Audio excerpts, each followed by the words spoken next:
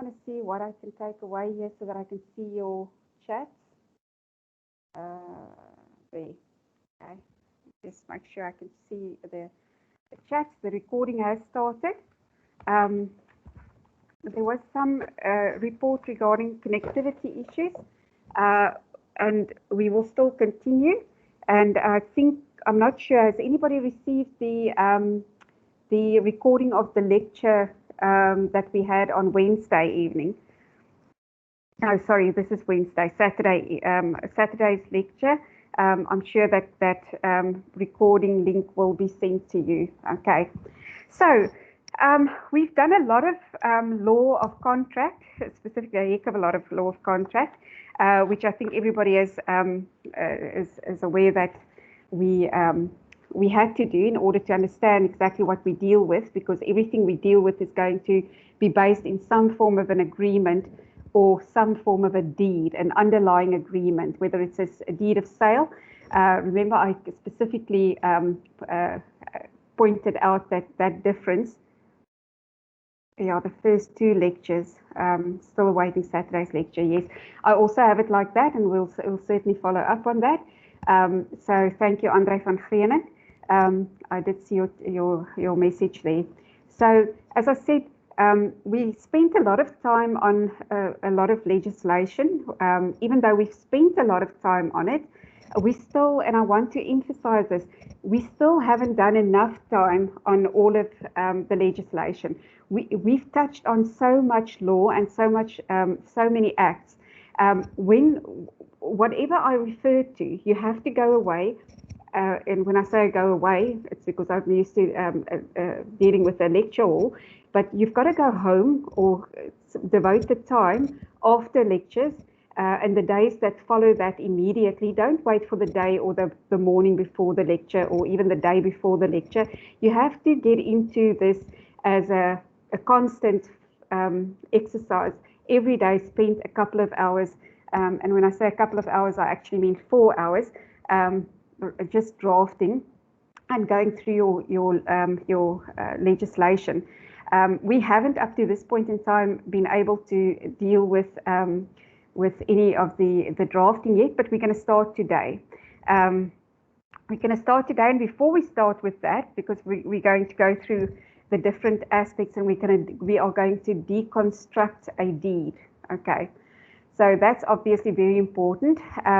And I've given you examples previously of what a deed that has been executed looks like, and all those kinds of things. So it should be fairly easy to follow that now. And I think I've got one of the matters that came up or that has been registered with its lodgement jacket, etc., that allows you to see the different aspects that we race towards. Again, there's that basic and standard rule of 5 that I always use. If we are dealing with a standard earth, that we are dealing with the registration of the transfer, then there's basically 5 things that we are dealing with, because our whole aim and our objective, the intention of the game that we are playing, is to get into the deeds office as fast as possible with the best and the best quality and documents that are not capable of being rejected. As I said to you previously, what makes the exam different from all the other exams is none of the examiners actually go and sit with a red pen and write anything on your papers. They literally stand, or I'm saying stand, but that's how I would do it. But they literally read your documents, and then they, on a different piece of sheet, they write the mark that they give you. And if it's not capable of being registered without a rejection note, so in other words, it's got to be capable of registration as is, then you get naught for that mark. And that's what makes it so difficult, because you can literally spend hours writing, but maybe end up with no documents that are capable of registration without a yes. Okay, he's gone. Somebody just, Muller Claudia quickly came in, but I think that's done.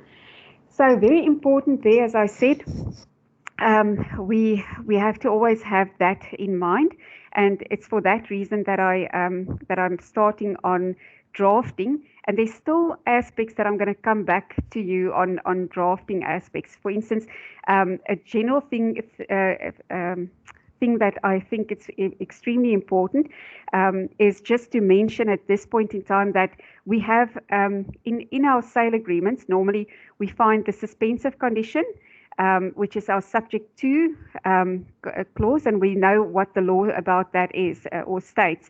As I said, it's all about drafting.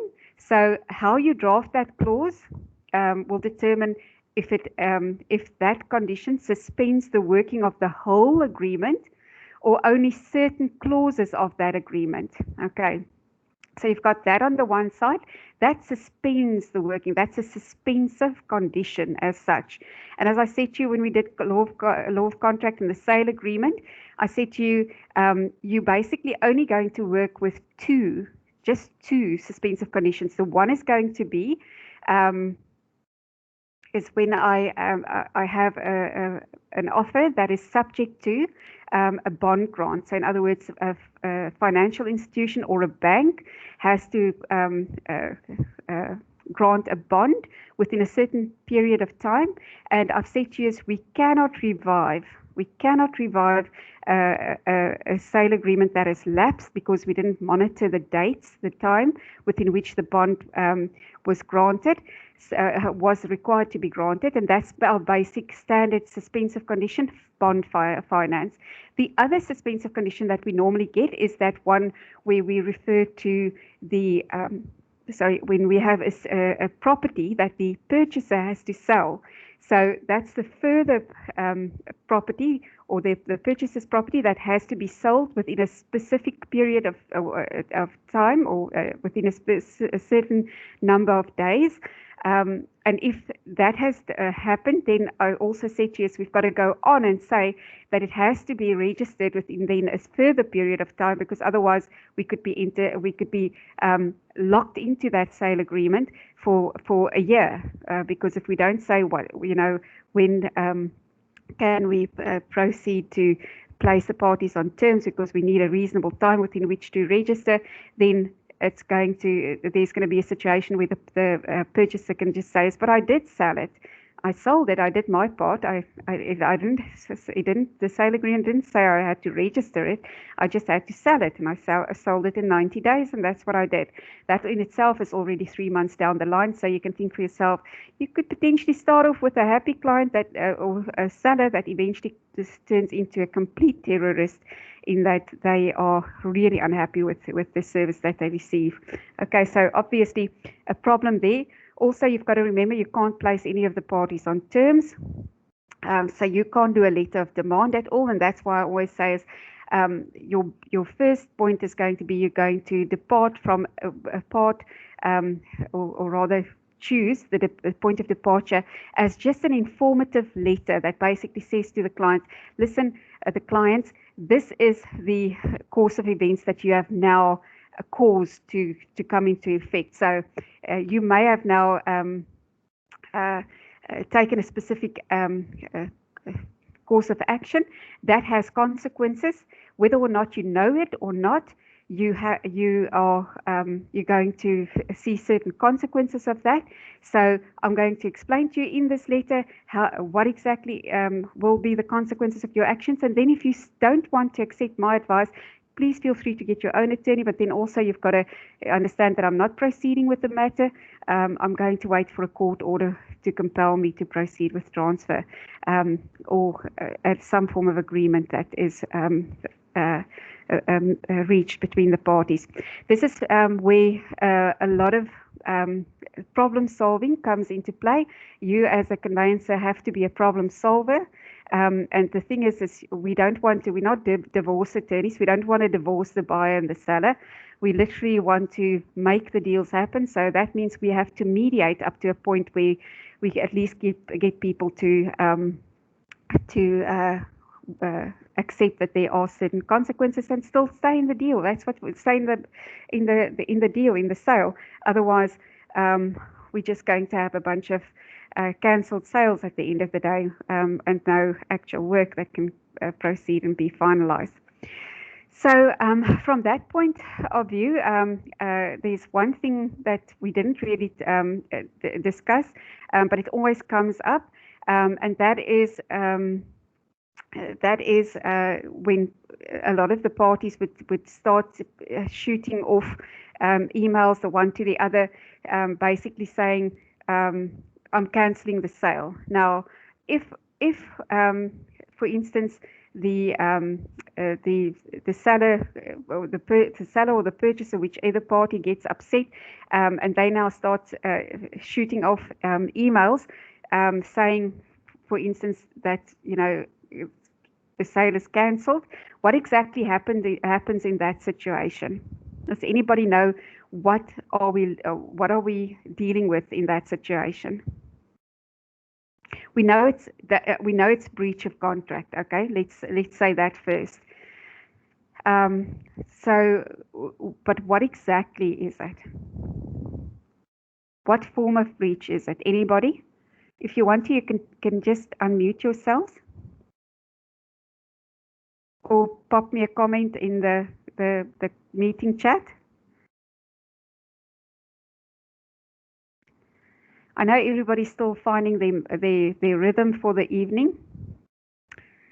I get it. I had a very long night. Quinton Donaldson. Yes, we don't answer questions with questions, but yes, repudiation. So, Quinton, explain to me, what is repudiation? Erin Goliath, you're also correct.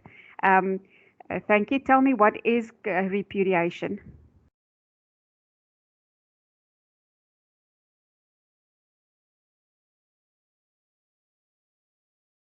Come on, guys. I know you can type faster than that.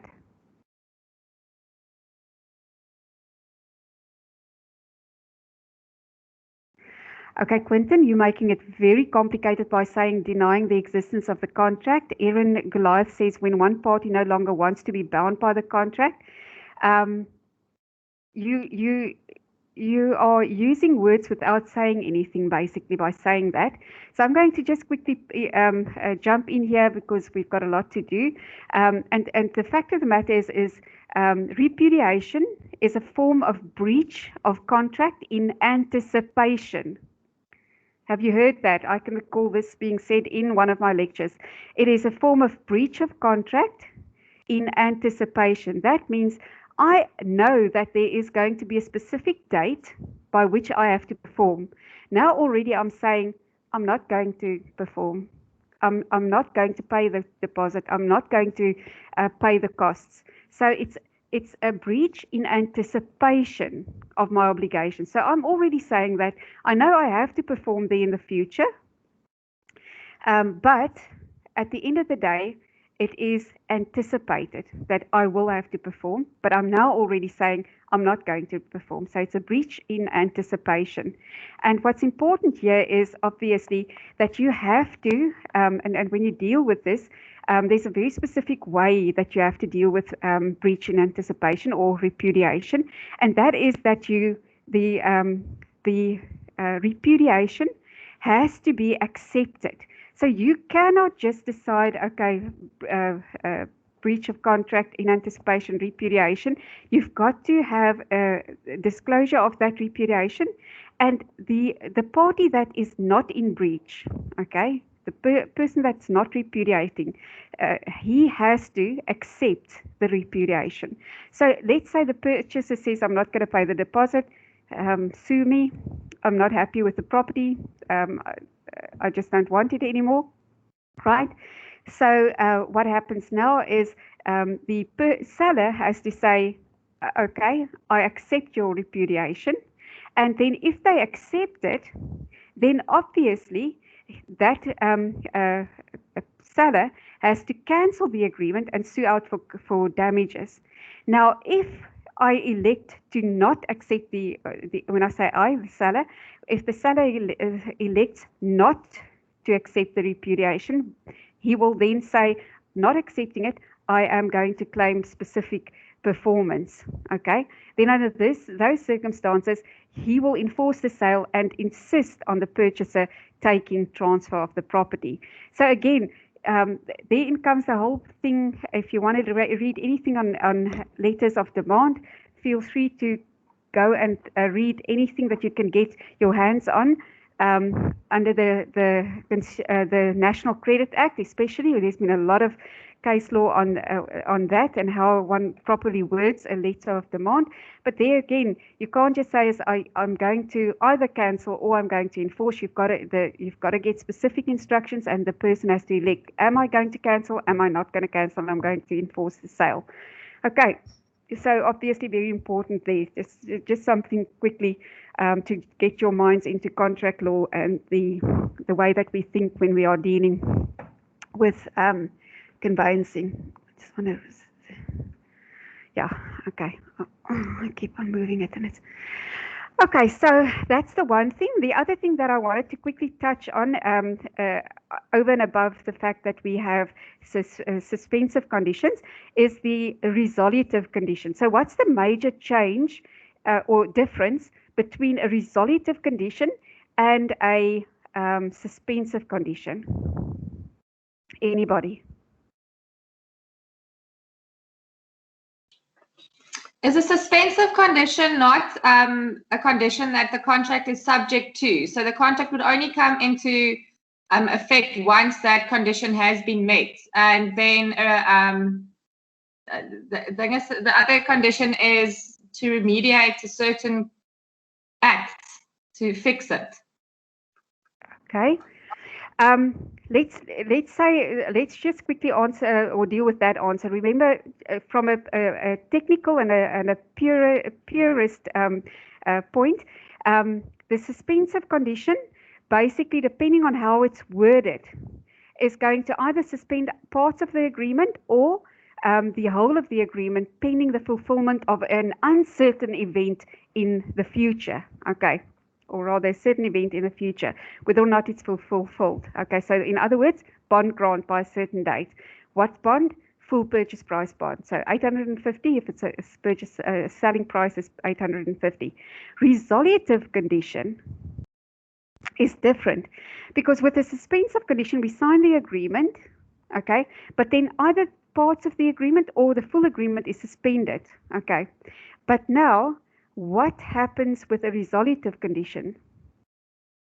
With a resolutive condition, the agreement came into full effect. There's no parts of it being suspended at all. Okay, no part of it is being suspended at all. But now in future, for instance, we see this a lot with certain lease agreements that are entered into between, for instance, my favorite is the Department of Justice with the prosecutors. So sometimes they would provide for residents as well, or living facilities. And then under those circumstances, the Department of Justice would enter into an agreement for lodging, and then would say this agreement will endure until such a time as the prosecutor is then transferred to another magistrate district. So under those circumstances, the agreement comes into full effect. But once that person is transferred, then the agreement basically terminates. So all of the aspects in that agreement came into full effect. Okay, but if that specific event in the future occurs, then it terminates the agreement. It actually resolves the relationship between the parties. Okay. We also, and why it's important for specifically for conveyancing, is that we use resolutive conditions when we are dealing with huge development contracts, because we are going to lay out a township on maybe one or two different farms, for instance.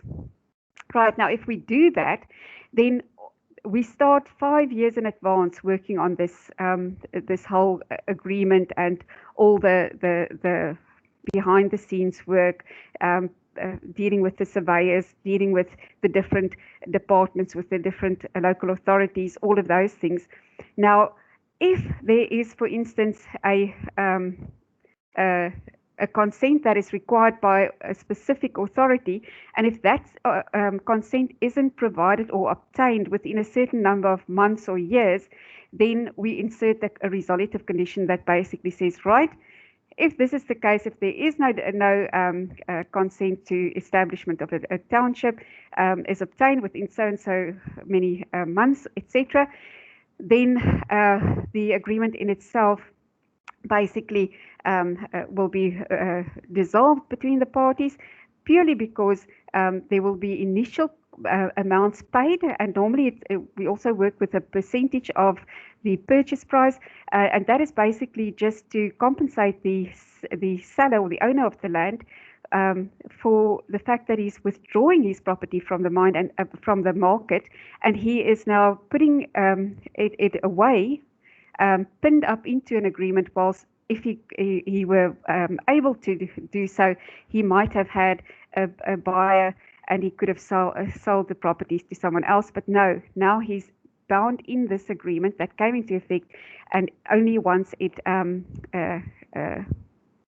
once there is it is now certain that there will not be the consent, etc., it will not be able, it won't be possible to do the development or establish the township on the land. That can be for various reasons. It can be spatial, spluma. It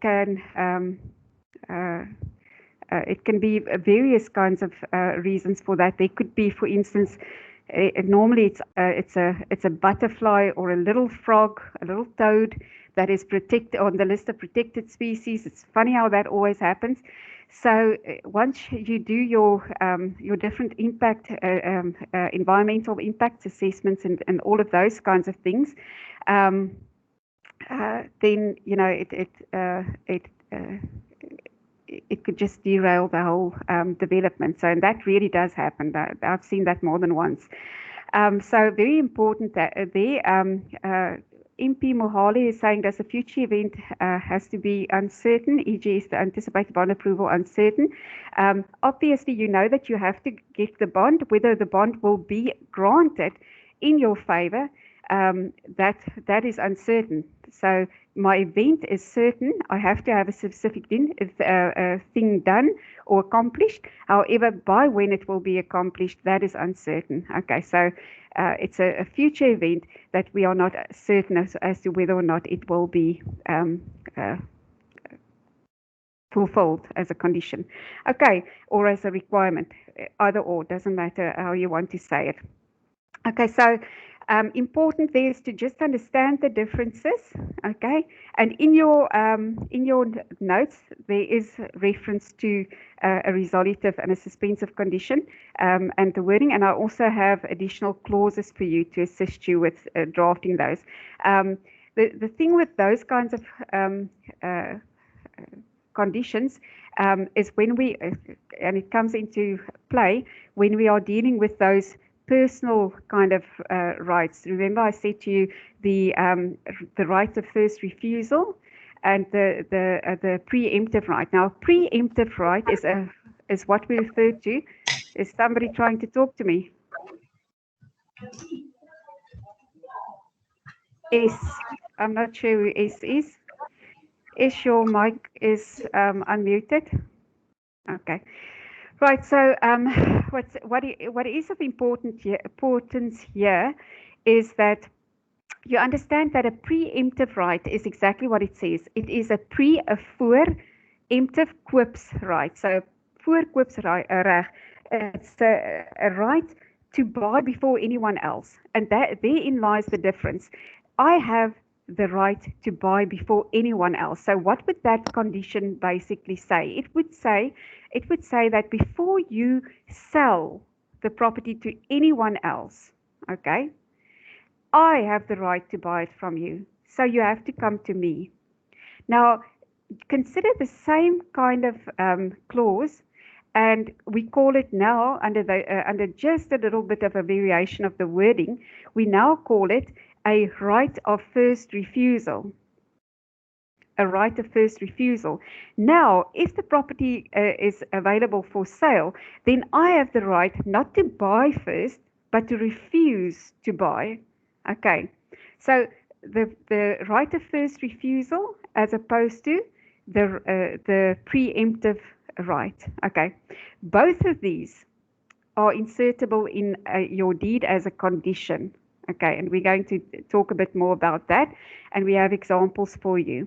So if we feel comfortable at this point in time to just walk off of or just away a little bit from the law of contract, then we can continue on to look at our drafting aspects. Now, bear in mind, even though we start on, let's say, deconstructing and understanding what exactly a standard deed is will look like, we are still going to do all the law relating to VAT transactions, transfer duty, and while we are doing them, because it's all about the consideration, while we are doing all of these, we are going to do the legislation in between. Okay, and again, guys, we up to Daphne Lebese. I'm sorry, I don't know how to pronounce that.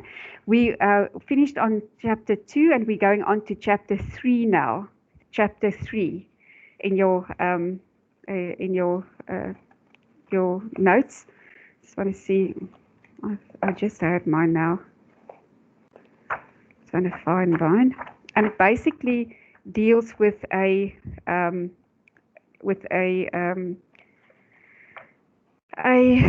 deed of transfer.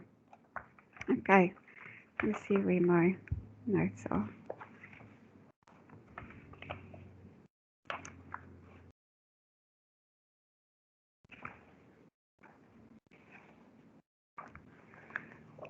It's amazing how my notes are never in order, but when I start off, it was in order, and then I mess them up completely.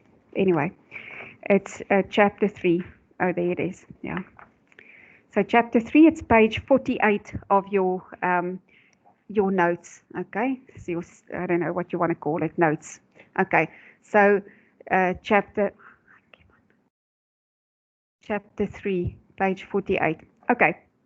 So transfer of, it starts off by saying transfers of immovable property, the deed of transfer, analysis of a Form E. Okay. Right. Now here comes your first rule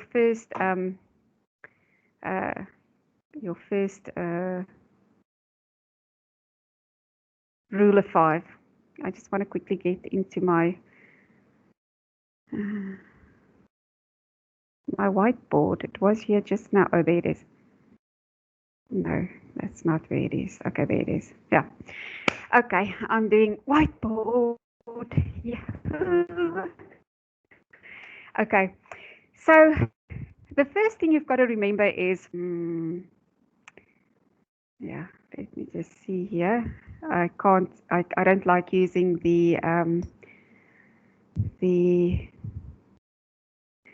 my mouse to write, etc. So I just want to put in my, oops, hello. Sorry about that. I did try that quite often, and they did work. So let's just quickly go back there. I just want to erase this. Yep, there we go. Right. So as I said, I'm just going to add notes here. So, hey, Marika, I really did do this so well. Just bear with me.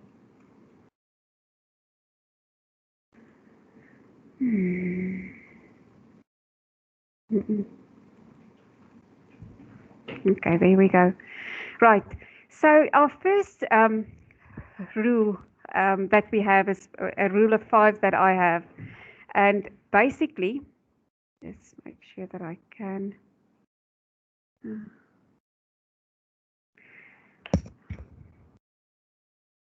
Oops.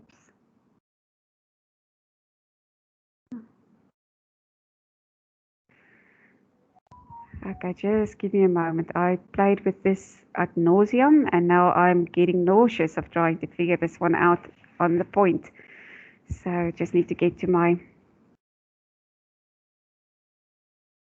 text.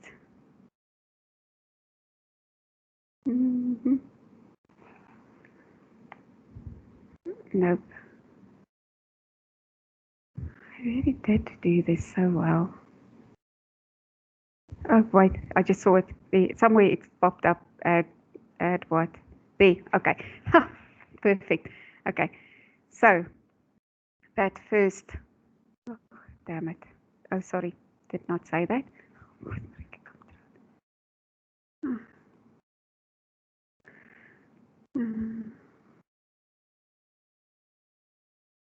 Okay, right. So the first rule of 5 basically is that there is forms that are prescribed for the different deeds. And where do I find that? It's in my my general habilitating section, and that section is basically section 20. Now, if you look at the DRA, so the DRA, if we are looking at section 20, and those of you, I'm going to just tell you it's page 26 of your legislation book. So page 26, section 20 basically says the form and the manner of execution of deeds. So if you read it there, it says deeds of transfer shall be prepared in the forms prescribed by law or by regulation. Okay, so I've said to you before is that you basically have the form E, okay? And I've said to you, E is for everything, okay? E is for everything because it's almost every CASA that you can think about, unless it falls under the other 3 forms, okay? So what do you find here? You're going to find that this is a donation, an exchange,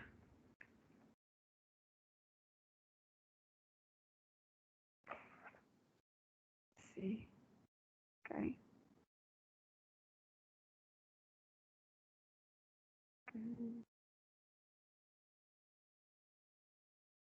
The exchange. So what is an exchange? It is when I exchange one property for another. So in other words, I decide I'm going to exchange the property that I own, 7 Crawford Place, with my neighbor who owns number 5 Crawford Place. So we can assume that both properties has almost an equal value. So that exchange would be where I would exchange the one property for the other. This is not a correction transfer. This is not a correction. An exchange is not a correction transfer. And there is a fantastic case that explains the difference between or the requirements of an exchange transfer. It's really a fantastic case. If you just read that, you get all the explanations or all the specific detail and the explanation of the law relating to exchanges and what the criteria is. So with an exchange, somebody gets something for something in return, as opposed to a donation. A donation is something that is basically given or donated by the donor, and that person that's donating is impoverishing his estate. And the person that's receiving the donation, they are enriched. Okay, and I'm going to say this specifically because if we go on to notarial practice, it's extremely important that you understand these differences, and specifically the requirements in law. I see somebody's trying to get my attention, so I'm going to go back to the chat. Let me just see. Xavier, case name. Oh, it's the I hope I'm Dennis, and okay. I've popped it into the comments.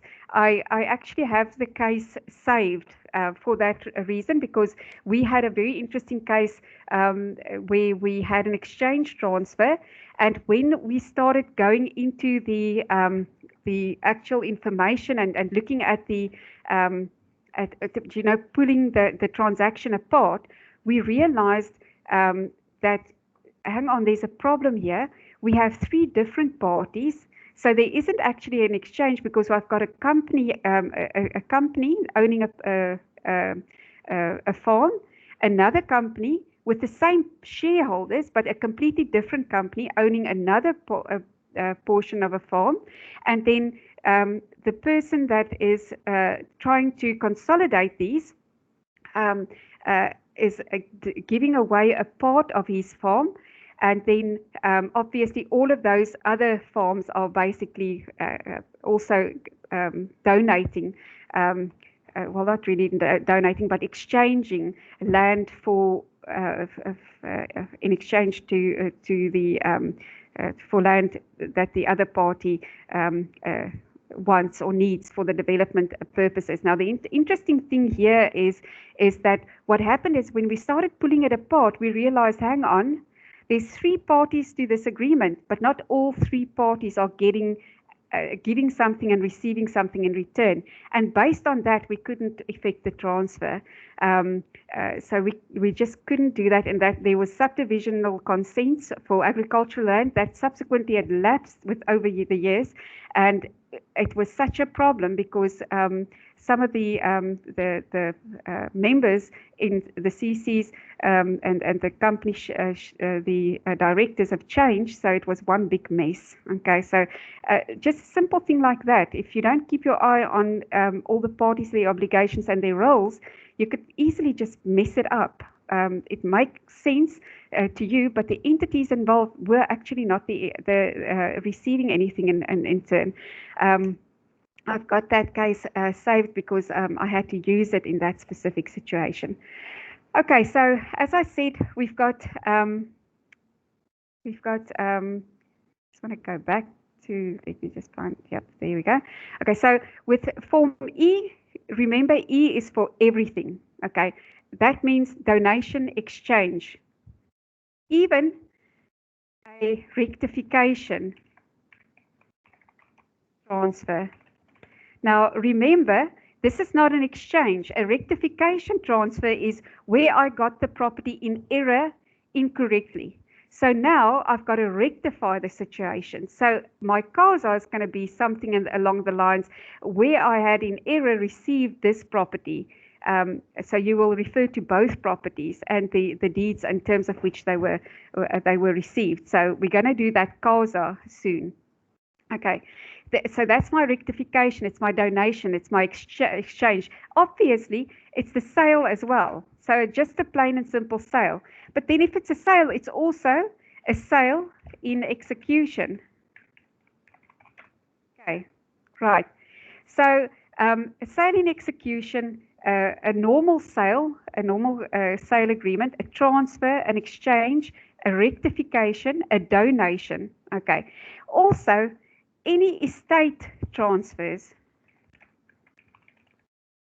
but this is now estate transfers where we are not dealing with a section 45. I'm just writing that down, DRA. Remember this, section 45 DRA. This is now where we have a joint estate. So parties are married in community of property.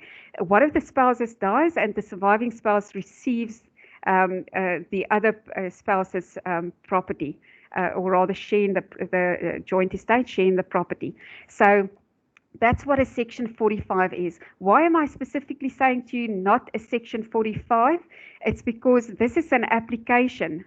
Now, what's important is that you remember is that in section 20, we've said that deeds of transfer shall be prepared in the forms prescribed by law.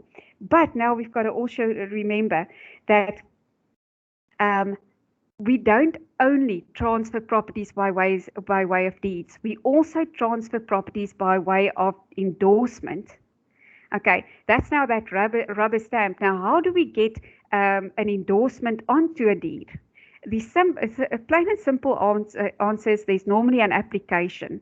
So it's a normal application whereby the owner of the land applies for a specific endorsement to a specific extent. There's only a couple of sections that deals with this in the Deeds Registry Act, and it's very important to remember and understand all the sundry applications. And as I go through everything, whether it's by way of tutoring or by the lectures, you're going to remember every section. I make a story up about how we remember them, so we make it quite easy. So yeah, already you can see, if we just look today, if we are just going to go the route of looking at Form E, which is basically, as I said before, everything. It's all of the different causas, unless it's the causas that are specifically excluded by way of the forms. Okay. So my donations, my exchange, my rectification, my transfer, my sale and execution, my estate transfers, specifically. So all of these fall under Form E, and that's why we start in chapter 3 with a deconstruction of a standard Form E deed. Okay. Now, before we continue on with this, and I'm going to show you that, I said it's a rule of 5, and how I basically get to my rule of 5 is, unless it is an application, unless it's an application, that means the title deed is endorsed after I bring an application to endorse the title deed. So that's one form of transfer. In the Deeds Registry Act in section 60, it basically refers to the different, sorry, I'm not seeing your chats. Let me just see. Clarity, please. Estate transfer subject or not subject to section 45. Estate transfers, the only estate transfers that you can do with the section 45, okay, is if it's a joint estate, okay? So that means it is a marriage in community of property. Now, immediately what you have to remember is that we have section 45. It's a joint estate, so it's a parties married in community of property to each other. Now, I've also got to remember that in terms of the Recognition of Customary Marriages Act, the Recognition of Customary Marriages Act, in terms of that legislation, estates parties can also have the effect that they have a joint estate and can be married in community of property. So it's much more than that. So it's if we look at section 45, they are the joint estates. So that's normally the plain section 45. When we start off with it, and I'm saying a lot of things now, but you're going to remember this. We go into depth with section 45 applications, but you're going to remember this after tonight forever. The first section in section 45 is somebody died. Okay, somebody died. There was an asset that forms part of the joint estate. That asset can also be a bond. Okay, now I've got to move away from the thought that bond is something I owe, I've got to pay. I can also have somebody paying me every month because I registered a bond over the property. Okay, and thereby I'm collecting money and my security is the actual property. Right. So section 45(1) are for those situations. Okay, those situations. If the parties are married out of community of property, I can't bring a section 45. Okay, I can't do a section 45.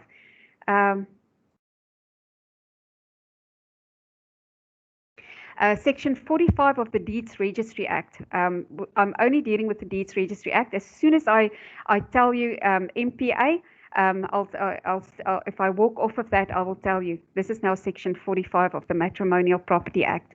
Okay, but it's not a stupid question, it's a good question, especially because I talk fast. Okay, so again, as I said, section 45, joint estate, the first one, because there's a whole lot of different section 45s. There's a 45(1), a 45 bis, one capital A, 45 bis, one small, and. Section 45 also extends to divorces. Yes, they do. But again, I'm now dealing with estates. Okay, so now I'm saying to you, estates, alternative application, section 45. Now, if I get divorced, okay, that is, again, that is now when I go to section 45 bis, BIS. For Benny, I am serious. Okay, so BIS. Section 45 BIS, we've got two other options there. It's my divorces, and also now I have the situation of Section 20 and Section 21. Now stop right there. Now I'm telling you Section 20 and Section 21 of the MPA. That Section 45 BIS is still DRA. Okay, so yeah, again, this is now how we've got it. I just want you to quickly understand the mentoring sessions is for the questions when you go away and you start preparing your documents and you come back and you say to me, I've prepared this, you show me this, and I can say to you, okay, no, your thought process is wrong there, wrong document, wrong citation, whatever, or let's look at it from a different point of view. Okay, that's what mentoring sessions are for. And here is, thanks, Xavier, and here's the shocker to you all, is I will probably end up mentoring the majority of the groups, but I will not be able to take your hand every day because I've only got so many hours and I literally did not sleep 10 minutes last night. You have to understand, it's like I'm not going to throw you in and now you've got to figure out how mentoring is going to work. The first mentor sessions is going to be set up and everybody's going to link in, and from there we look at the different practices. Why did I throw you into groups in your areas? Because when we get to consolidations later on, which is a very important part, section 40 of the DRA. Okay, so when we get to consolidations, KZN deals with consolidations completely different to other provinces. When we do the deed today, you're going to see that there's a clause in the standard deed under conditions, which only Gauteng has. We don't have it in KZN. Then we have the pivot deed system that is unique to Cape Town, okay, to the Cape. So do you understand why I've separated you into groups in provinces and deeds registry? Now, again, I've said Mike and I keep on forgetting the other business name. They are in Gauteng, so that's easy, right? So they will be able to point out specifically on those sections that are unique to Gauteng. That's where that mentor becomes important. Okay, Cape Town, I've lined up Eastern Cape and Cape Town. I've lined up people for you to assist you with that. Okay, and they are all very seasoned. They're all 20 years, etc. In practice, so they know what they're doing. Okay, so it's only the best of the best that you will be exposed to. Just so that you understand now, mentoring, because I saw a couple of messages on the group that said it was an absolute mess the first day. You know what? There wasn't even a first day yet. There hasn't been a first day of mentoring because I left you to form your groups. Now I'm going to speak to each group and say, right, first lecture, first mentorship that evening, 2 hours. Right, from there, we separate and we say, okay, what do you need? What do you need additional information on? Mentoring is not spoon feeding. You still have to do the work separately. Okay, but that's now enough, man. I don't want to talk about all of that. I want to lecture. Okay, right. So just to come back into that question about the section 45s, what I want you just quickly to what I would like you to remember, if I can get out of this thing again. Where did I go? Nope. How do I get back to the whiteboard? It is so convenient to have a whiteboard now if I can just figure out how to use it all the time without any hiccups. Okay, I think I'm going to close that and hopefully, I don't want to lose something.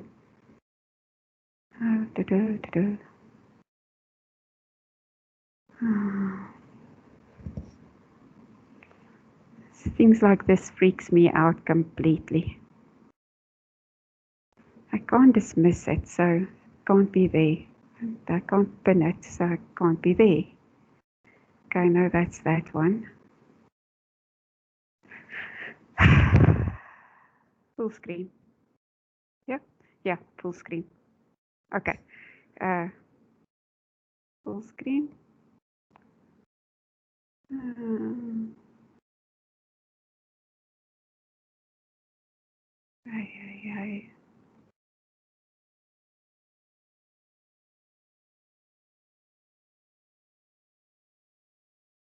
Okay, just bear with me, you guys. I know this must be very irritating to you. I really did practice this so well. And now I'm battling to get back to my screen. And now it's on the side.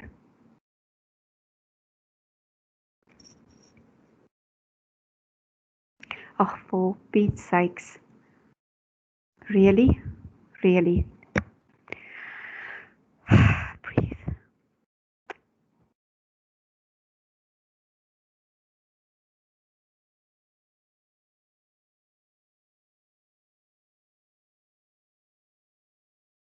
My genade, man. Ay, ay, ay. Just bear with me. I'm very sorry about this. I really am very sorry about this. Oh, there we are. Okay, so as I said, yeah, five rules. One is applications for endorsements. That's how we do transfers. Then we have 4 forms. So that application doesn't have a prescribed form, but the rest of the causes of action or the prescribed forms has a designated reason why it's being used for as a specific form. Okay, so with E, I've told you exactly which are the causes, the causa, that falls under Form E. That's section 45 that I spoke about here. Okay. Now, under section 45, you get 45.1. Okay, that's death. Okay, death. Okay. Then we have 45. 1 capital A. 45. This 1 small a. Now, if we say 1 small a, then there's also a small b, and here A and B. Okay, and then these 45 bises, they are relating to divorces. Okay, the 45 plain is the death. Inside all of these, you will still find section, but not with 45.1 because that's a death. Okay, but the 45 bises, etc., you're still going to get section 20 MPA, section 21 MPA. Okay, with this is the Recognition of Customary Marriages Act, RCMA, okay, and the provisions in there, because whatever is stated in section 20 MPA and the section 21 MPA, remember the one is I approach court and I basically declare my spouse a spendthrift, and because of the fact that now he's now a spendthrift, he's basically impoverishing the joint estate. And what happens then is the court will say, okay, I'm going to divide the joint estate, and because of what's happened, in order to protect the interests. And the other one is when you go to court and you apply for the amendment of your matrimonial property regime. Okay, now I need you to go and read exactly which is which so that you can never forget this, because all of this still runs alongside of section 89. Okay, and this is all DRA. The only things that are MPA is 20 and 21. Okay, and then you've got the RCMA. Okay, Recognition of Customary Marriages Act. Okay, so over and above that, section 45 application, which is really money for jam. If you get any of these applications, and an application has no prescribed form, you've just got to make the minimum allegations in your application. There's no prescribed form, as opposed to the deeds, the deed, which is form E for the majority of the causa, and then we've got the rest of the forms. So we've got now E here. We've got E. I don't know if I can do that. Yeah. Oh no, that's just dumb. We'll just do that. Okay. E. Oh, okay. Let's just do that properly. Okay. So E. Okay. That's the first one. Oh, that's a nice change. Okay. So, I like this board thingy-majig, whatchamacallit. Okay. Okay. Maybe I should stop making dots. Okay, so let's just leave it there, and then we go back here. So let me just get back here, and oops, let's see where we were last. Okay, section 89 DRA, RCMA, etc. Now that was form E. Now there's another form F. Okay, form F. Okay, so form F at the end of the day, we have what I always refer to as for the dyslexic persons. For the dyslexic persons like myself, this is the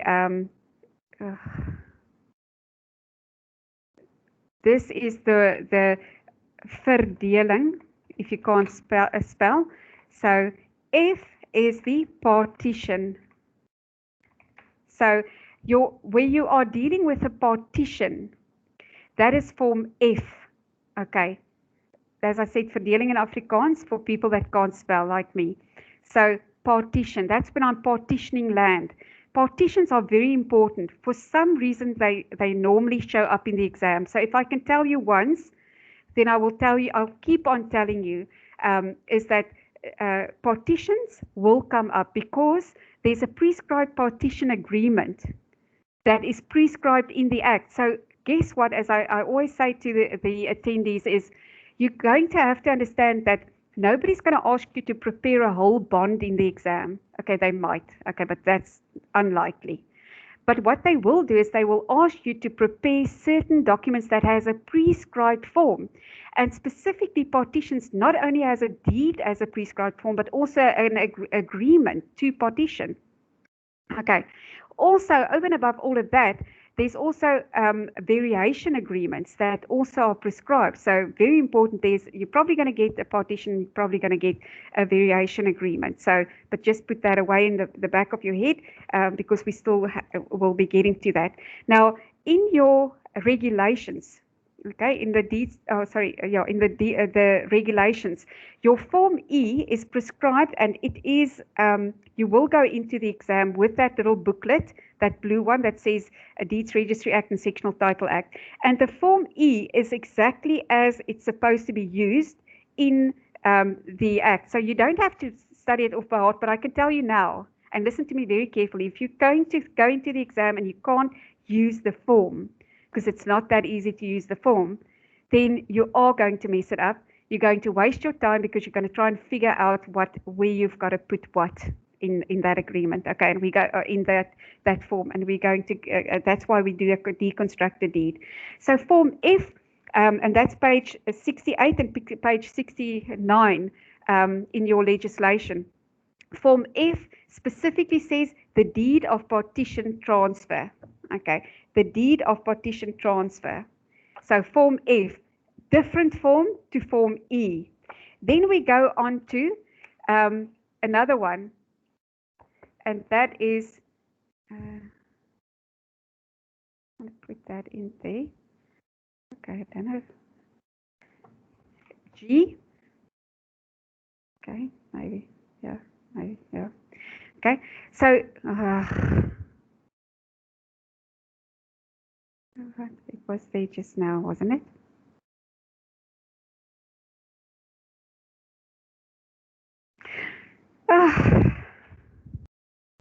that there. That is G, but I don't know why it looks like that. Anyway, so form G, if you look,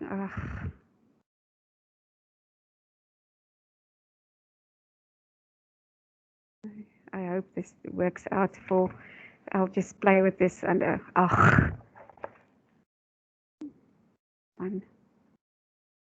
I'll just put it here. Yeah, I'll just take you out there and just take you away and put you here. So in this side, on this side, we've got now there, we've got, okay. Now form G specifically is also page 69. This is a transfer under section 31.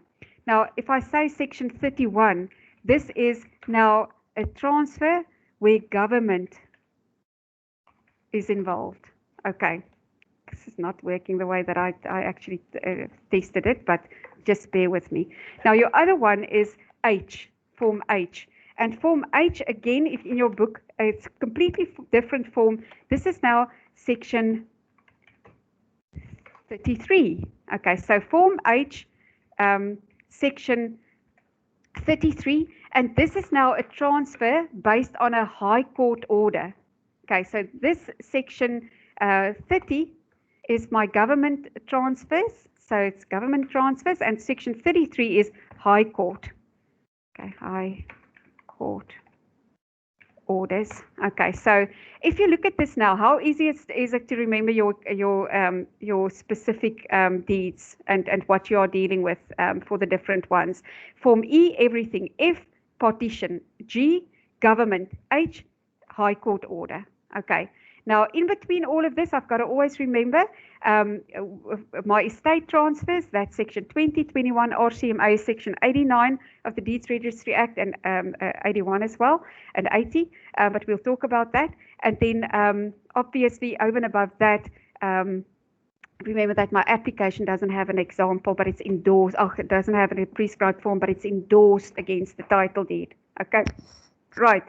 So if we are all okay with this and this quick explanation as to which forms we will be using for which reasons, then we can step off of this. Okay. I'm going to create another whiteboard. Okay. I really hope that I'm getting better at this eventually. But yes, are there any questions at this point in time? I just want to quickly see any questions.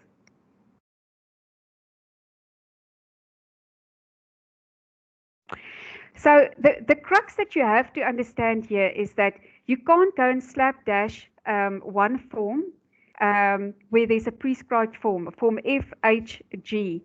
Okay, form E, unique. Okay, everything goes in there. But then when we go on to the government transfers, High Court transfers, and partitions, we have a different form altogether, which means I have to know how to pull it apart. The majority of your transfers and your work that you're going to be dealing with, and in the exam, your majority of your questions are going to deal with a form E, okay? Because it's the majority of your questions comes from estate transfers and even your execution sales, rectification transfers, exchanges, all of these, they like to ask them.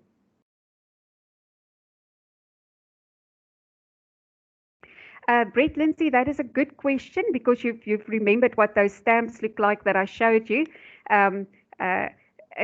Bond registration is not done by an application.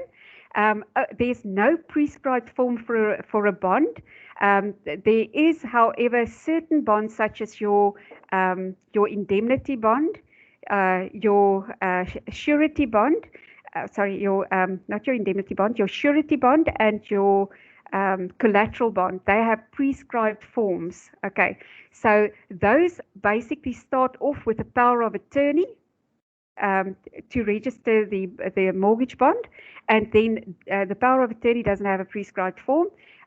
However, the deed for your collateral and your surety bonds, they do have prescribed forms, but your ordinary bonds, that is not collateral, not indemnity, not surety, they don't have a prescribed form. So you prepare it from scratch. Over the years, there's been certain things that has become almost like a use. So that's where we find the majority of our clauses and what they look like in a bond. But you prepare the deed from scratch with the power of attorney. The only time you don't lodge the power of attorney is when you are dealing with a sectional title bond. Okay, as an SB, a sectional title bond. We don't lodge the power of attorney. And when we deal with that, you're going to see why. Okay. It's actually, once you see these things, it's easy to understand it. Okay. Does that explain? But now also remember, is the mortgage bond is going to be stamped onto the deed of transfer to record, hello, I've got a mortgage bond. Here's my my bond number. Right. But it doesn't mean that there's not a separate mortgage deed for it. Okay, there's a separate mortgage deed for it, and that's why the record of that bond is stamped onto the holding deed. Okay, so I start off with my draft deed. We're going to go to another rule of 5, and then we'll understand that. Okay, Brett, does that answer your question? Okay, perfect. Right. I'm very impressed that you've remembered that endorsement that I showed you. Okay, so let me just take a breath here because I get so freaked out about my about my whiteboard. So let's just see if I can go back to my whiteboard. Oh, you know what? I'm just going to do this thing, okay, instead of this whiteboard thing. Right.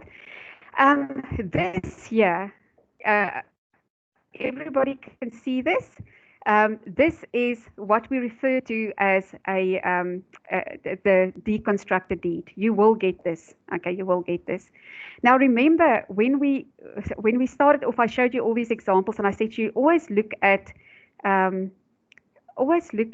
your deeds. Your deeds has to have the first part of the upper page left blank. And why did I say we have to do that? Simply because those endorsements, those rubber stamps, has to be put here. Okay.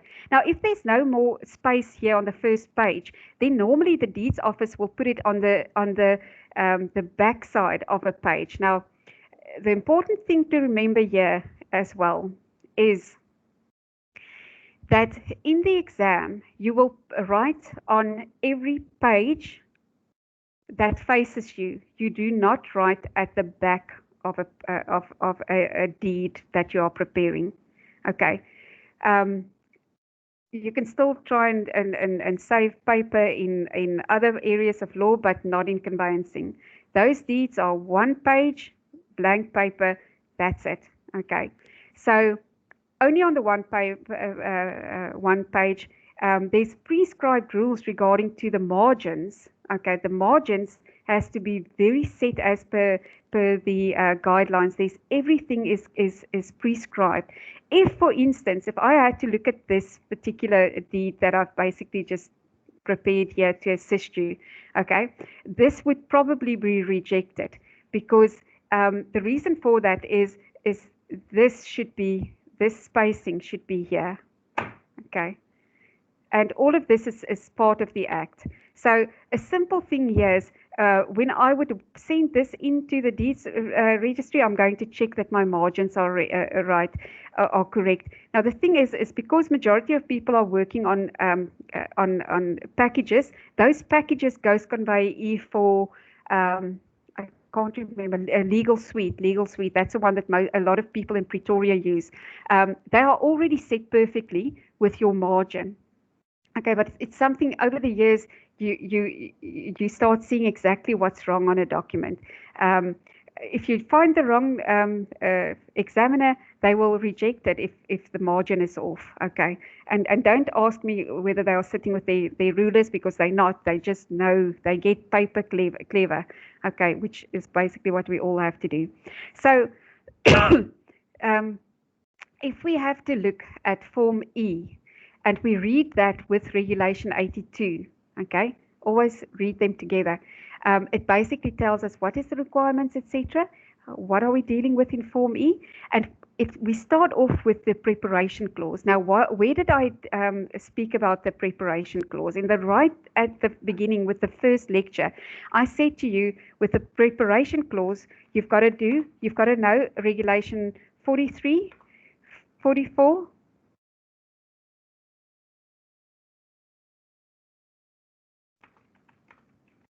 and then section 15. Remember that? Section 15. Right. We basically said this is what you need to know. And in these sections and regulations, it tells you exactly what this prep clause, this is a prep clause, a preparation clause, what it looks like and what it should say.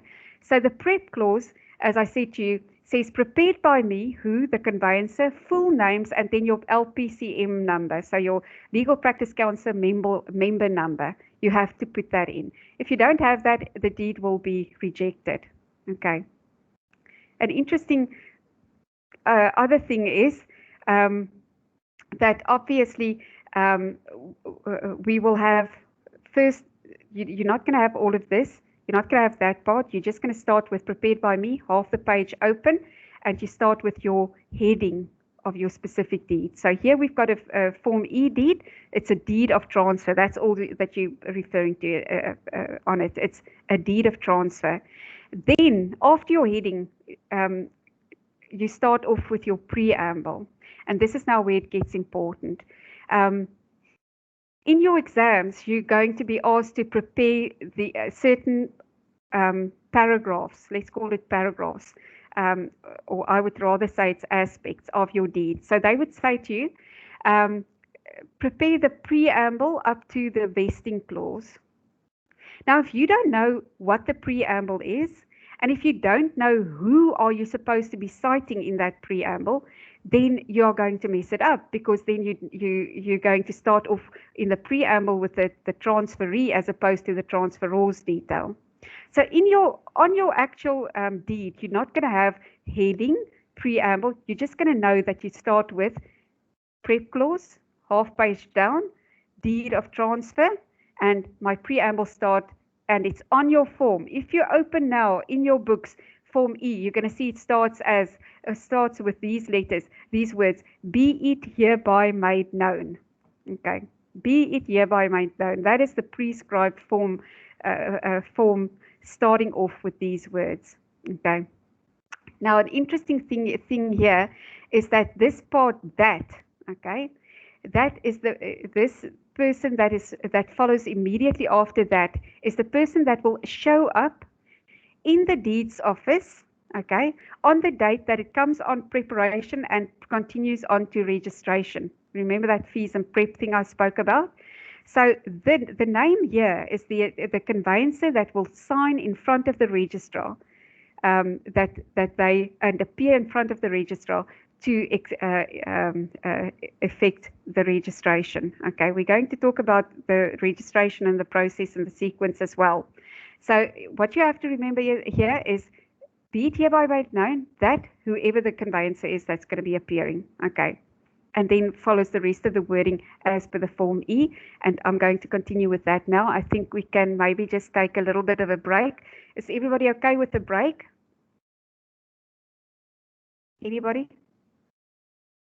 I just want to go and get some water. Can we break, please? Okay, perfect. So now can you see, we do a heck of a lot of work, and then we bog down to the frustrating parts is the actual drafting.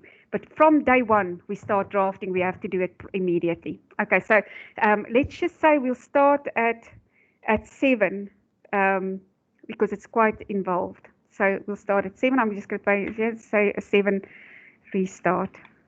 Okay, so everybody can grab supper or whatever. Okay, thank you. I'll be back just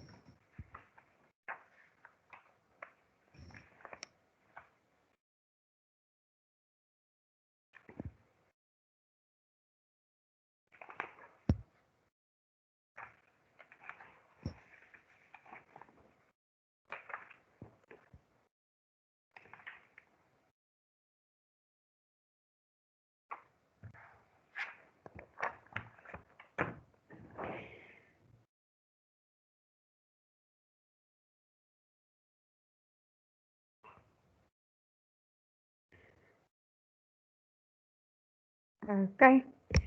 I think everybody's back.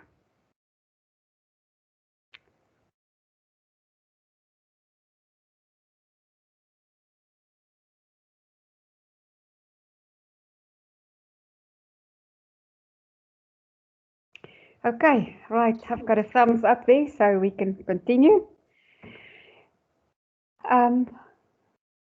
So, as I said, what we are doing now at this point in time, FM, I'm not sure if FM is Fundiswa Mnyaisa.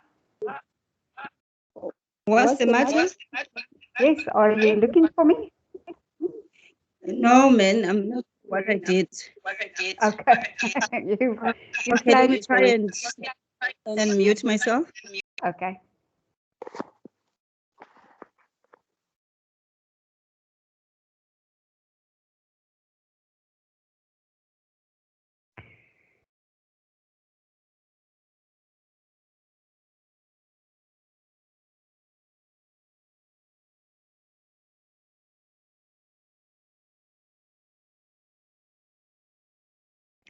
Okay, so can everybody see my deed?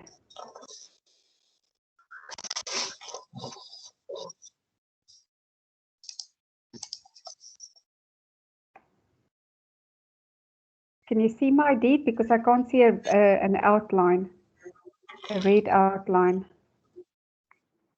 No, we don't see it yet. We just see the. No, I can't see it. Okay, so I'm going to just close and go back. Okay, just one moment.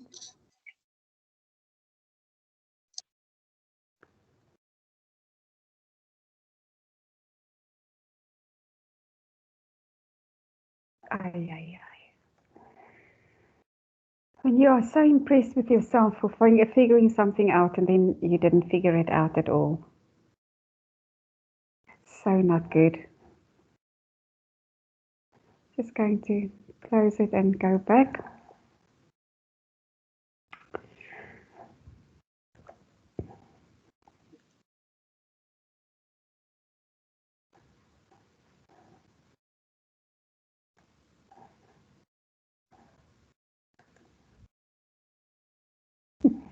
Yeah, I know. I have to laugh because otherwise I'll just slam things around.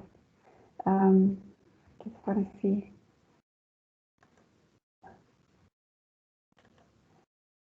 It is open, so it should be available. Let's just keep at it.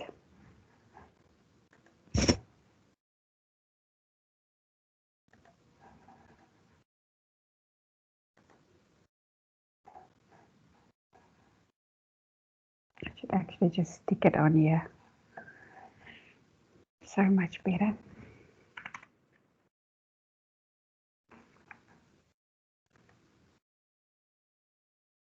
Okay, no, this isn't it.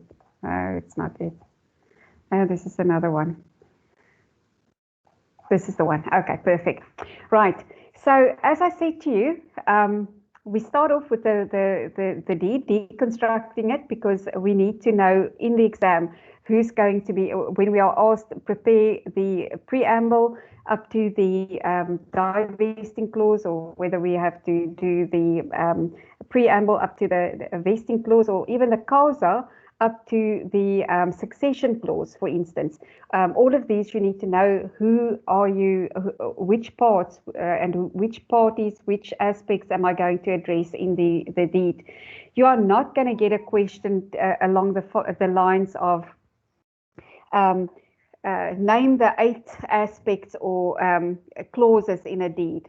That's not going to happen. Okay, just as you're never going to get the a question that's basically going to say name all the deeds registries in South Africa.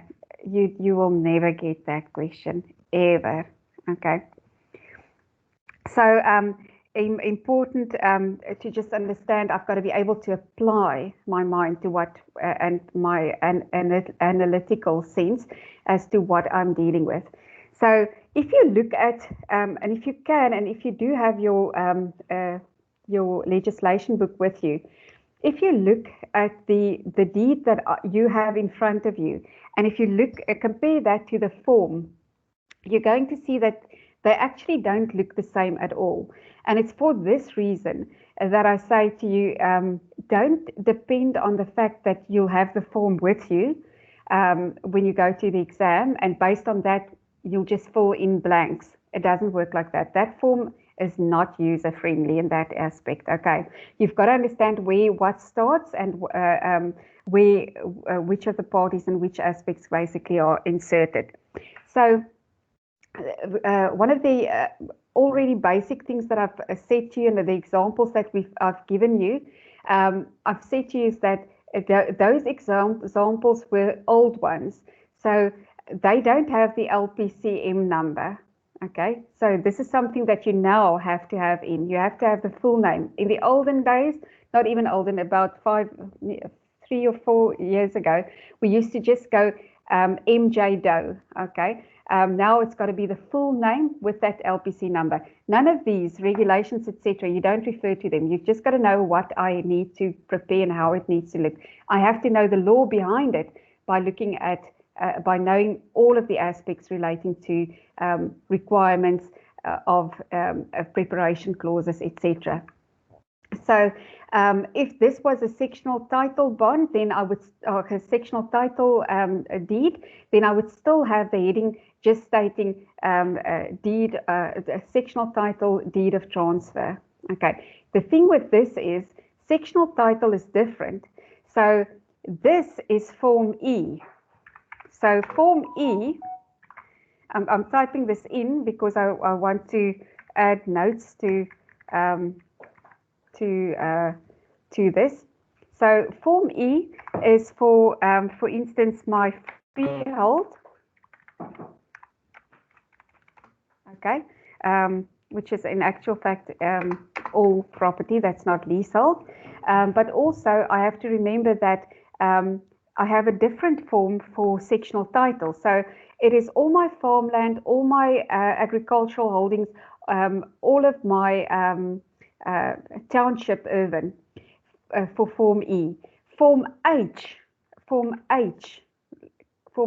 in the Sectional Title Act, okay, the STA, that is the sectional title deed of transfer. So two completely different forms, okay. So important there. I'm going to add some notes right at the bottom here, which I will move to the next page, or rather to the first page. Just for, I don't want to mess around with that whiteboard, because you're going to start getting irritated with me, and then you're going to shout at me. So yeah, I want to just make the note here to say Form E, DRA. So those are urban, agricultural, and farms. And Form H is STA, sectional title deed. Okay, so that's one of your first things that you have to understand, is completely different forms, sectional title versus the farms, agricultural holdings, and urban. Okay, now another thing that one has to remember is that even though I have to know these two forms and apply the law as relates to it, I'm not going to use different citations for my transferor or transferee. Same descriptions. The same that I would use for in terms of the DRA, I apply in the STA. So in my deed of transfer and in my powers of attorney to pass transfer, I will use exactly the same basics for purposes of citation of the parties, the transferor and the transferee. Remember, there's differences in my power of attorney, because that's where my actual authority is described, as opposed to in my deed, it's just going to cite the party saying how whether they are married in or married out, whether it's an estate, etc. There's specific abbreviated formats for citing in a deed as opposed to the power of attorney. Okay, so first things here is I've got to remember that I've got this specific form that I need to elect which one I need to deal with, depending on the property type that I'm dealing with. Now, another rule of 5. Another rule of 5. Somebody's flashing me again. Let me just see who that is on the conversation part. Just one moment. Is Form F not the sectional title? No, no. Form F is not sectional title. Remember I said the DRA. The DRA, we've got the applications, which is basically my section 45, etc. There's a couple of different other ones, but that's when we do sundry applications, and I really love doing those because you're only going to listen to me once, and you're never going to forget which sections goes where. But with the Act, it's Form F for partition, DRA. Form H, High Court, DRA, High Court order. Form G, government transfer, DRA. Form E, everything else. Okay. Sectional title, Form H. Okay, Form H. Just quickly refer you to this Sectional Title Act and the different. I would be shocked if I have been misquoting you this whole time on the Sectional Title Act and the form. All right, let's just see. If you quickly look at the forms in the different acts, you're going to see that your bonds has a prescribed form, etc. Form F is your certificate right at the onset. When I take out a CRT, a certificate of registered sectional title, CRST, okay, as opposed to my actual deed. That is on page, let me quickly see, page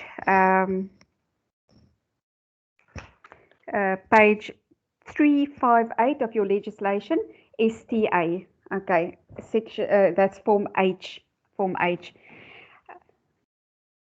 Okay, yeah. As I said, I talk fast, so as I jump between the different portions of legislation, I try and emphasize whatever I can. I just want to see if there's somebody else that's trying to attract my attention on the chat. Okay, it looks like we're okay. Is there somebody else that wants to ask a question? Okay, so we're going to continue. Excuse me.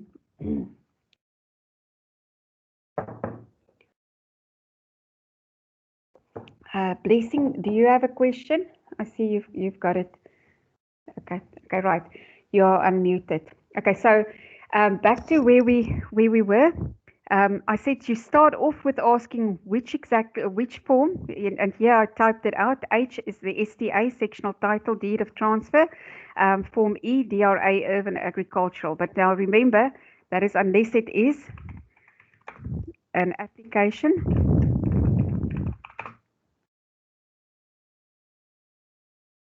And then I also have Form F, G, and H for DRA.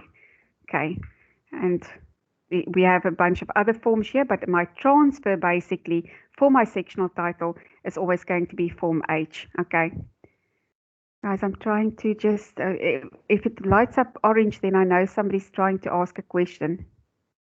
Vanessa de Silva, is it Form H of the Sectional Title Act? Yes, yes, for a standard transfer. Remember that for the DRA, I said E is for everything. Okay, and then we've got Form F, G, and H for the DRA, Deeds Registry Act. Sectional title, the standard for transfer, whether it is an estate, whether it's whatever, that is Form H. That's going to be your point of departure. Okay, and we suppose I can tell you now is there's not enough time to properly do sectional title. Sectional title is at least 5 to 10 lectures on its own, but there's not that enough time. So that's a lot of extra work and mentorship that goes into that. I know I'm having a very bad hair day today.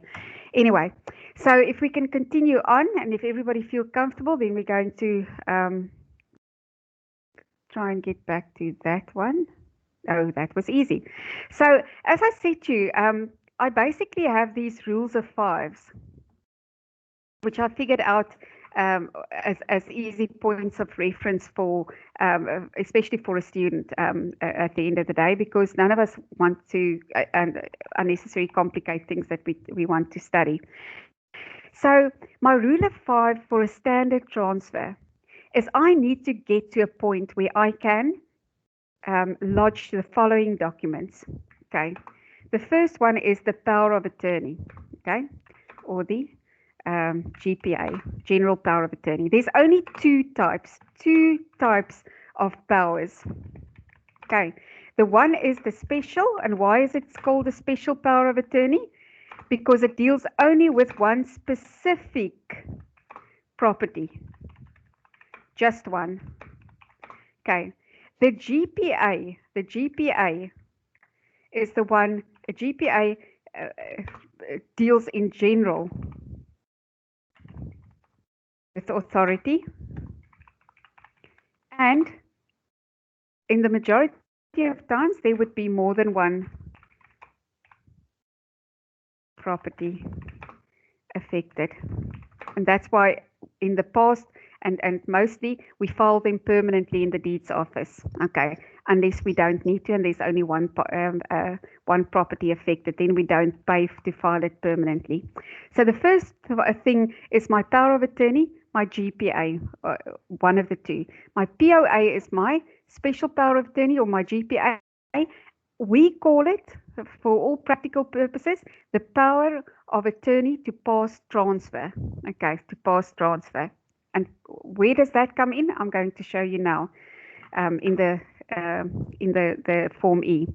Then my next document that I want to prepare and get to a point of lodgement, that is my draft deed. Okay, my draft deed. I'm just going to see if I can quickly pull one up. This one registered today. I want to see if I can find it. Okay, maybe not. Okay, so let's just continue. My draft deed, which I prepare. Why is it a draft deed? Because I use Form E and my holding deed to prepare my draft deed. Okay, that draft deed is this form. Can you see it's this form? Why? Because it has my prep clause. Now here, next to this,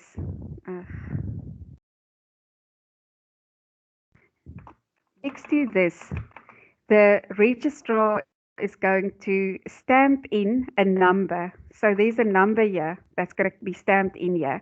It's a number with a, it normally says 05. Let's say, this is now simple as just standard one. Let's say this year. Let's say it would then say 21, and then there's a space, and let's say it's 12456 or whatever, 12564. Okay, so that 21 at the front will mean that it's a 2021 deed, and that second number is then my deed. So normally we try and have ST, or what the registrar stamps in as ST, and then it would be 2021 forwards, or rather, sorry about that, in the actual number, it would be 12564 and then 1. Now, why ST if it's sectional title? But remember, this is Form E, so we can't have a sectional title. We have a Form E, so it's just a normal transfer. Okay, and this is stamped in by the deeds office, and this is then becoming my my holding deed after it's been executed. Right. So I prepare, I take my standard or my holding deed and I use Form E. And from that, I prepare my draft deed. Okay. Draft because it has a prep clause, but no T or ST number yet. That's stamped in. Only once it's registered will it have that. Then what else do I need to get in with these documents? That is the RCC. That is the Rights Clearance Certificate. The fourth thing is the TDR or TDE. That is the Transfer Duty Receipt or Transfer Duty Exemption Receipt. Okay, so that's what we receive from SARS after we've uploaded it to the system. SARS issues a certificate, or rather a receipt. The final thing is that holding deed. That is now the deed that when somebody came to you and said, transfer this property, then they give you the title deed, or the bank holds the title deed. So I have to ask for cancellation figures, and then they send that title deed to the bond cancellation attorneys. Okay. So the holding deed, that would already have a T number and a year. So that would already have a T number and a year stamped on the first page of the holding deed. And also you would have seen that there's a number of other endorsements, such as the deeds registry fee. So there's an endorsement here that is the deeds office fees. So the registration fee, there's a prescribed fee. 1,056 rand, for instance, depending on the value of your property. And then if there's a bond on the also here at the top in that open space, I would have the endorsement that says mortgaged verbind, and then it would say my B number, my bond number, and it would say the amount. Okay, the amount, and normally that goes with whichever bank has allowed for the mortgage. Okay, so if you have that down, then that's already important. So my object of my game is to be as fast as possible to get to these documents in order to lodge. Okay. Whatever I have in my power of attorney has to be reflected in my draft deed. So let's quickly see. If I have to prep a bunch of documents, in my power of attorney, I'm going to look at the citation of transferor and transferee. Okay. Then I'm going to look at the date of transaction. It has to be in the power of attorney. It's got to be the date, the same date of acquisition or transaction, and also the consideration. Okay, the consideration, right? And then my property description. Okay, my property. Oh, see, Marika can't spell description. Okay, now. Here I'm going to say to you, put that aside, because there's a difference here. My property description in my power of attorney to pass transfer is different to my deed. In my deed, I have that other niggly thing that we spoke about, this thing, Form TT and Form UU, okay, which is also prescribed in the Deeds Office, in the Deeds Registry Act. Okay, so Form TT or Form UU, I don't have in my power of attorney, I don't have first transferred by deed of transfer, whatever. We don't have that. We only have IRF 201 Merebank, Registration Division ET, Province of KwaZulu-Natal, in extent whatever, held by deed of transfer, and then it would be the second number. Okay. Because that is now the deed that I'm now holding the property under. I'm going to show this to you in examples. Time is running so fast. It's so frustrating. Okay, so property description, it has to be the same property description. My extending clause, the one is just held by in the power of attorney, but in my deed, I've got that whole history that says first transferred by deed of transfer, whatever, with diagram, whatever, annexed thereto, and then obviously held and still held by whatever the title deed is that I'm still holding it under, or there could be a new one, and then it would be first transferred by deed of transfer number with diagram annexed and held by, and then my new title deed number, the one that I'm holding it at the moment, because sometimes I don't hold it for the whole duration of its history under the same deed, okay, number. Okay, my consideration, my date of transfer transaction must be the same in my power of attorney as is the case in my draft deed. Must entire history be in the bond. In your bond, you would literally only have in your property clause, so your security is your property. There again, you would only have the property description. So in other words, if whatever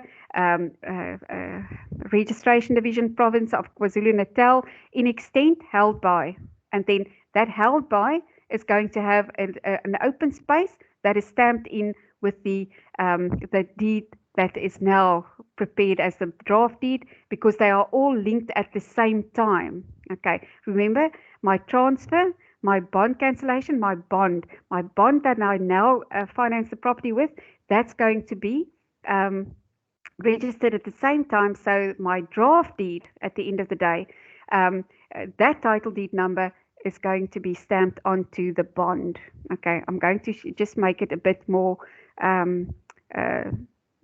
reality based by showing you some examples. Okay, so relatively simple. Do we agree with that? Can everybody understand that? I'm going to show you all of that after we've just deconstructed this.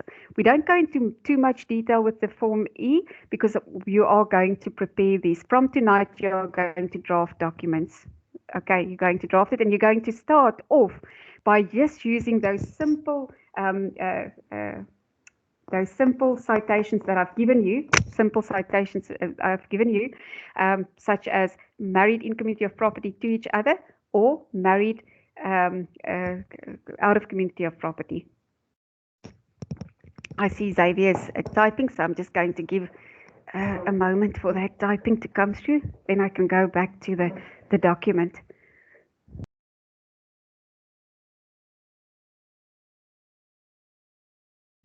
Okay, Xavier, when we talk about the entire history, the entire history stems from Form TT and how it's worded, or Form UU. Okay, we're going to look at that in depth when we are transferring or preparing our documents.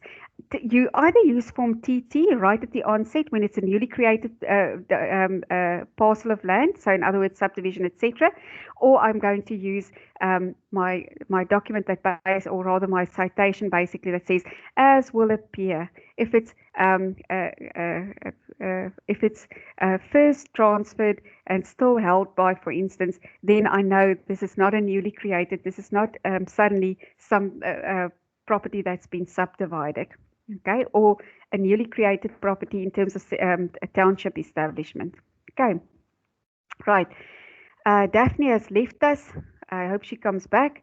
I'm supposed to check on everybody every so often to check if everybody's still attending for register purposes. Sandhya also left us, and GM joined the meeting, but I don't know who GM is. General Motors apparently. So Sandhya came back and then Sandhya left again. Okay, so right, so back to our document. Let's have a look. So can you see here with my rule of 5, power of attorney, GPA, whatever, past transfer, citation of the transferor and transferee, I'm going to put here another XXX. but this time I'm going to give it another color. Okay. You know why? Because in my power of attorney, my transfer raw, if it is, for instance, an executor that's passing transfer, then I'm going to refer to the executor in his capacity as the executor. His name is going to appear. We are going to have to say duly authorized thereto by virtue of letter of executorship issued by the High Court of the High Court of South Africa, Durban. We're going to refer to the Master's Office that issued it, the date on which it was issued, and that letter of executorship's number. Okay, so that's where the authority comes in. If it's just a person that is married out of community of property or in community of property, right, then my citation for the transferor and transferee is going to be exactly the same. Okay, but now when there's authority involved, either, for instance, it's the directors of a company, and remember the transferor is cited first in the preamble and also appears first in my power of attorney. So under those circumstances, if they are representing by way of authority, then we have to embroider that whole authority. Where did they get it? How are they appointed? If it's a sheriff, we've got to say how the sheriff and in terms of which writ was he authorized to sign the documentation, etc. Okay, so all of these things you've got to remember. My citation is normally the same in my power of attorney unless there's some form of authority involved. Okay, unless there's some form of authority involved, and therefore I have to embroider a bit more to explain what exactly who exactly is passing transfer.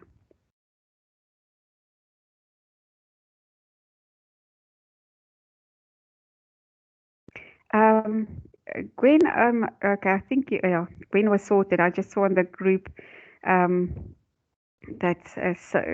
Gwen said she can't see, but that was way back in at 31 minutes past 7. Wait, that's now.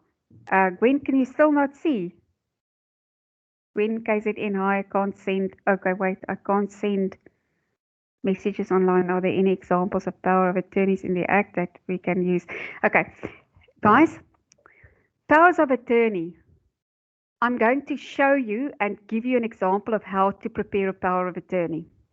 Now, something that I'm going to add here, okay, with the power of attorney. Remember, I said citation of transferor and transferee is the same. Remember, the transferor signs the power of attorney. Who signs the power of attorney? The transferor, the seller, the transferor. This person signs the power of attorney, not the transferee, not the buyer. So here I'm going to just add signs the POA. Okay, so always remember that. That's a document they sign, okay, the transferor. My property description, but for that extending clause, form TT, is further the exact same as in the deed. Okay, in the deed, I just add form TT. The consideration, I have to have the same purchase price or declared value as is in my deed. The date of transaction, if this is different in the power of attorney to the deed, rejection note. Okay, the same with if there is a difference on the transfer duty receipt or exemption receipt, if there's a different date for the transaction, so the sale or the purchase, or there's a difference in the party descriptions, then it's an outright rejection note. Okay. So my holding deed, my number 5, I get either from the bank or I get it from the client. So you must always ask that question: where's your deed? Okay. Don't ask that question if you haven't done a deed search, because you don't want to look like an idiot. Because from a deed search, you're going to see, is there a bond that's registered? Because then you have to say to them, okay, so I see there's a bond registered. right, I need the bond account number because I need to call for cancellation figures. Okay, because remember the object is I need to get a guarantee to secure the cancellation figure and the balance of my purchase price. Okay, so this is my object of my game. This is what I'm going to lodge. So a lot of the time you will get a question in the exams that says list the documents for lodgement at the deeds office. So you can always, I can tell you from the beginning, you can always remember that we start off with the basic 5. Okay, we start off with the basic 5. Now from here it gets complicated. Okay, because now we've got to look, do we have a homeowners association, HOA? If we have a homeowners association, there's an omnibus, I'm just going to write this down, omnibus servitude in favor of the homeowners association or developer, depending on the situation. This will then say homeowners association must consent to transfer and sometimes even bond. I'm just not going to add that now. And then I have to lodge that consent. Okay. I can't spell. Consent. Okay. Right. So that's the homeowners association. Now, so that's with homeowners association. Now, an interesting thing to remember is you never lodge, if you're dealing with estates, you never lodge the letter of executorship. You don't lodge that. And you don't lodge your liquidation and distribution account either. You don't lodge that. Okay. So we're going to get to that. And as you can see, is if you don't really know what you're doing, then you could really get confused with regards to lodgement, etc. Okay. So the easy stuff, as I say, is always going to be holding deeds, transfer duty receipts, rates clearances, draft deed, and powers of attorney. Okay. Right. So just to come back to our different aspects. Oh my word! Can we not just have lectures till 12 or 10 tonight? Really? Okay. So to step back into the form, right? This is stamped in, so we can take it out. That when we look at examples, which I'll send to you, I've highlighted what we are looking at. So here we start off by saying who's appearing in front of the registrar. Me, the registrar of deeds, where? Pietermaritzburg, for instance, okay, Pretoria, Johannesburg, depending on where, and then that person, that person there, that person here. So I'm just going to put X there. He there is that same X. Okay, that appearer was duly authorized, and this is how the form reads. So you use the wording. Said appearer being duly authorized to by a power of attorney to granted to him by who? By the transferor. So in my my preamble, I will always cite the transferor, the seller. Now, that's where the preamble stops. That's where it stops. Okay, this is where it stops. Right after that is my causa. So here I've said this person has signed a power of attorney that was granted to him, okay, by this person, and where will and this power of attorney, I've got to say, sorry, I've actually jumped ahead. This power of attorney that I referred to here was dated at a specific place, okay.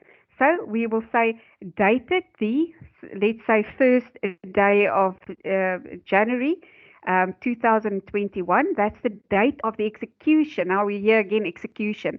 So if I execute the power of attorney, that means I've signed it, okay? Not as witness, I've executed it as the actual authorized signatory. So I executed, I've signed it. And so dated the first day of January 2021 and signed at, wherever did I sign it? I signed it at for instance, a man's Mtoti. Okay, so whichever date, etc. Right here, this is now, all of this tells me about who appears, because in my power of attorney, I have appointed somebody to sign, to appear in front of the registrar and pass transfer. It's always also going to tell me which deeds registry, and it's going to tell me as well the power of attorney, who granted it, okay, and then where was it dated and at what was the date where it was dated and signed, okay, and then right after that, that's where our recital, our causa, you can either call it a causa or a recital. Right after that, that's where we start and we say, and this is how we know this is a sale. This is a plain and simple private treaty sale agreement. And look at your wording in your Form E, and the said appearer declared that the principal, that his principal, in this case it's a woman, my girl, yeah, look at that. How do we know it's a woman? Look at that. Look at those ID numbers, those figures here. If the middle four digits starts with any number 0 to 4, then it's a woman. Okay, so female, and 5 to 9 is a male. That's how we know it is a woman. Now, a woman or a man. We always say that we are more clever than other people, because if we do any form of affidavit to any person, or as an attorney, we always put in being a major female person, etc. Well, in conveyancing, you will never refer to the person as being a major female person, because we are required to be able to do math and to be able to actually apply the knowledge related to identity numbers. So the mere fact that I have in my citation 0 to 0112 will imply that this is a woman, okay, or 4, 5 up to 9, that would mean I'm dealing with a man. Okay, so principal had truly and legally sold on the date. Now that date has to be the same date as in my power of attorney. And then vesting clause, what comes into the vesting clause? This is now where the purchaser, the transferee, is cited. So here we've got man Mars, identity number. Again, no ID, no ID, no. Okay, you do not use abbreviations unless I tell you to use abbreviations. Identity number, you write it out. You write it out. Okay, followed by the number, and then cite unmarried, married in accordance with the laws of a different country. But remember, if they are selling, they have to be assisted. We'll do more of that. And then married out of community of property, or even in the case of parties that are married in community of property, that would be my girl and then my guy with their ID numbers, and they are joined by and married in community of property to each other if that asset falls in the joint estate. Listen, I keep on, or notice I keep on mentioning this thing about if the asset falls in the joint estate, because it can be excluded from the joint estate. In other words, situations, for instance, where a property was bequeathed by a parent or whoever, and the joint estate is excluded. Okay, right. So we all do those wills that has that exclusion, right? And then as I said in my vesting clause, basically you will find in your form, and he in his capacity by these presents, cede and transfer to and on behalf of who? My transferee. Okay. Now again, I give you your actual notes here on the joint estate. You've got to look at these notes that I insert here and there. Now, after we've got the man Mars that's taking transfer, there's something we refer to as the succession clause. Now, this is inserted purely because remember, I am receiving a real right, ownership. I'm receiving ownership. And remember, if I receive ownership, then all of my successors, if I die, my interstate heirs, whoever, they basically have the right to receive the property in succession. So, and this is very, very important, because this is what they check to see if you do understand this. If it's an individual, even if it's parties married in community of property to each other, you will always say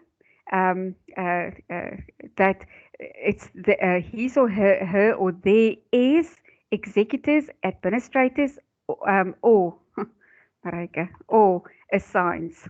Okay, that's a natural person. Okay, a company or a closed corporation, or even a local authority or a statutory body or a church, they are cited as, let's say, ABC Pty Limited. Its successors in title or assigns. This is extremely important.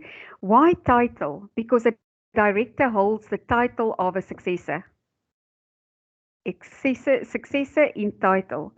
The trust is its successors in office or assigns. When you sue out against a trust, you always put that NO, nomino officio. That's where the office part comes in. Its successors in office, the office of a trustee or their assigns. Is that clear? You will never forget this after this. Okay. My succession clause is determined by who is above the succession clause. So in other words, who is my transferor? Is it an entity, a PTY, etc.? Then it's going to be my successors in title. Okay. If it's a natural person or persons, it's the executors, administrators, or assigns. Okay. Obviously the heirs as well. So the heirs, executors, administrators, and assigns, and then a trust, its successors in title. Okay, its successors in title. And then after that, because now we are saying to them, we are saying to the whole world, because this title deed is a document that that is public record in the deeds office.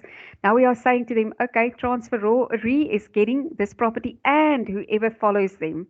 Okay, and then we say, what are they getting? Now, this is the part that's that determines whether it is a freehold or whether it is leasehold. So if I insert in full and free property, then I know this is not leasehold, because if it was leasehold, it would have been the right title and interest. And remember, I said to you, if you've ever issued a warrant against a vehicle and there's finance on the vehicle, you would have attached in the warrant by way of the warrant the right title and interest in and to the vehicle. Okay, right, because title hasn't passed until the credit agreement has been settled and the ownership has passed. So after this is now my standard property description. Remember, IRF 201, Merebank, Registration Division ET, Province of KwaZulu-Natal in extent, and then in letters, square meters. If it was a farm, it would have been hectares. Okay. Remember, all of these additional aspects we're going to do in depth, each one of them. And then follows that extending clause. First transferred by deed of transfer with general plan SG number relating thereto, if it's a general plan. If it is a diagram, then it will be annexed thereto. And now, which title deed now? And held by. Now, the now I put in to explain to you. And held by a different title deed. That was the original deed. Okay. When that general plan reflected that property, that was what it was held under, and that's why we have 1999, years before it. And then after that, we have and held by deed of transfer, whatever, T1 2005. This is now 6 years later. Okay, now these this we will speak about later on, because it depends on whether or not we are passing transfer by a usufructuary and the bare dominion owner or not. Okay, so just here, just make a note here, only if we pass transfer by bare dominion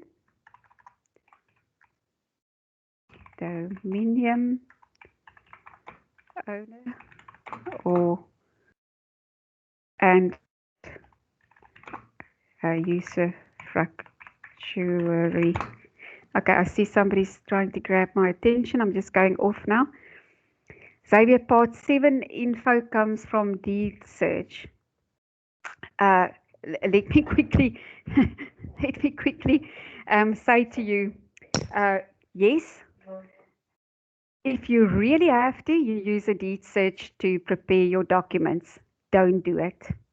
Okay, rather use your deed, because you never know if the records that is captured on the deed search is correct. Okay, you never know if it's correct or not. So always use your best source document, and that would be your holding deed. Okay, I will be just showing you some deed searches so that you can see what we are referring to. I've got one now where there's an attachment of the property so that you can see what an interdict looks like when there's been an attachment in terms of a warrant against the property. Okay, just seeing Xavier's typing.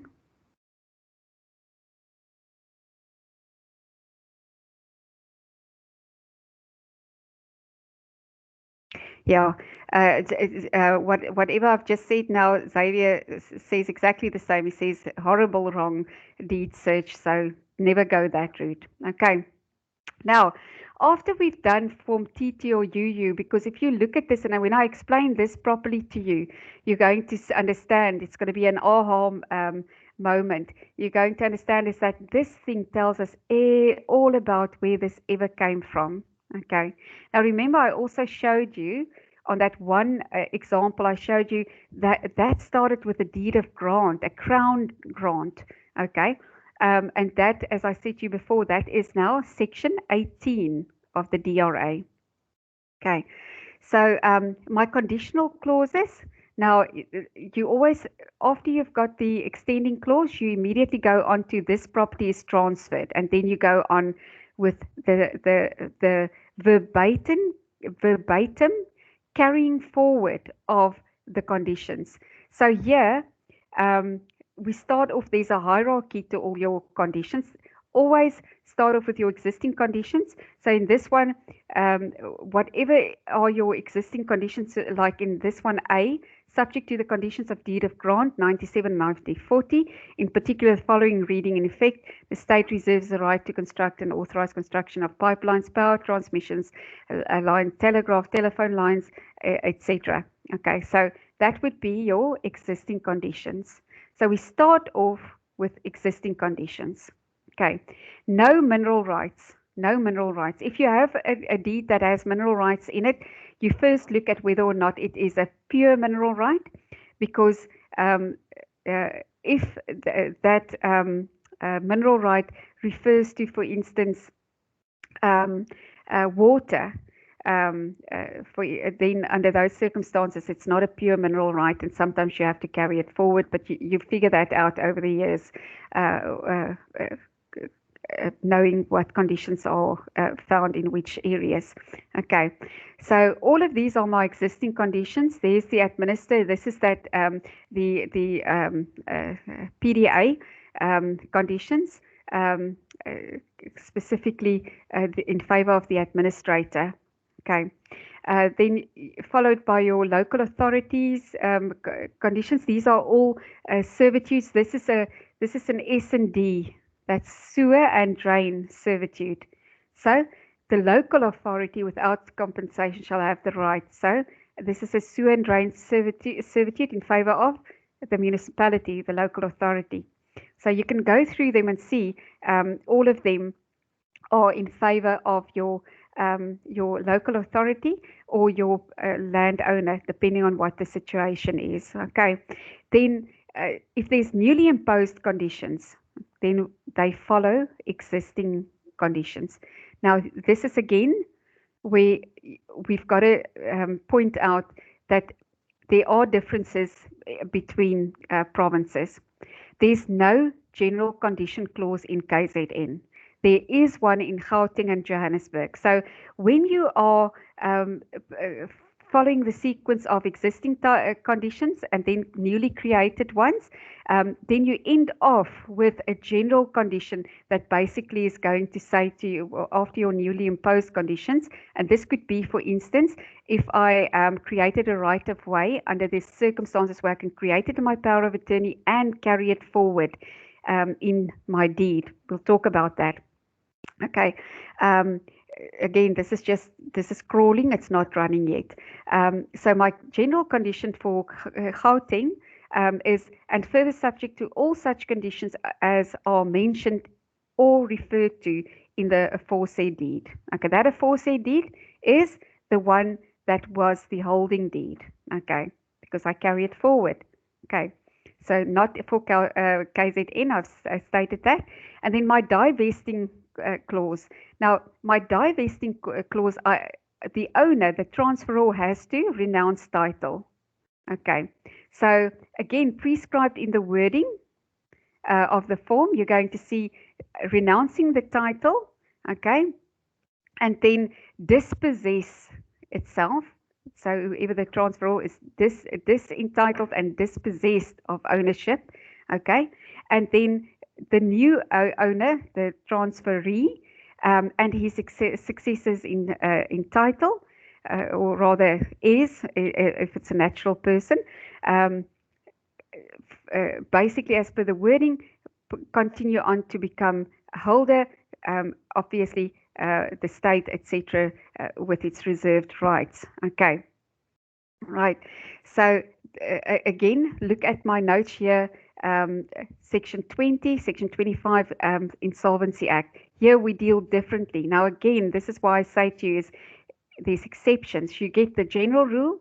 You're not going to get easy citations. You're going to get the difficult ones that has a divesting clause that's different. This is especially with estates. You have to know when do I use which sections. Is it Section 21? Is it the joint estate that has to be dispossessed, or rather should be receive vesting or not? And the same with my transfer, whether it's the estate, is it the estate and the surviving spouse, etc. So we're going to do all of that in full. Today we're just quickly showing you the differences. And again, why did I say you've got to have the same consideration amount in the power of attorney as well as in the draft deed? Because if this is wrong, you're going to be rejected. That transfer duty must also be exactly the same. And now here is your final part. This is all prescribed in the form. This is now your registrar that is effecting transfer by signing. Once the registrar signs and lifts his pen from the paper, that is the act of registration. That is considered the moment that registration has been effected. So if there's a batch, for instance, there's linking matters, let's say 3 different transfers are all being transferred at the same time in a batch. Once the registrar lifts its pen off the paper on the last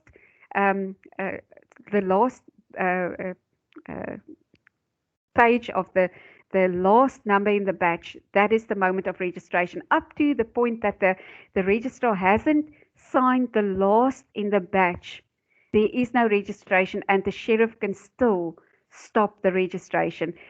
Many a time I've seen, especially in Pretoria and in Johannesburg, how the sheriff storms up the steps and serves the sheriff and the registrar and stops the registration. But up to that point where he has not lifted his pen, the matter isn't registered. But the moment that the last one in the batch is signed, then the act of registration cannot be stopped by a warrant or any court order for that matter.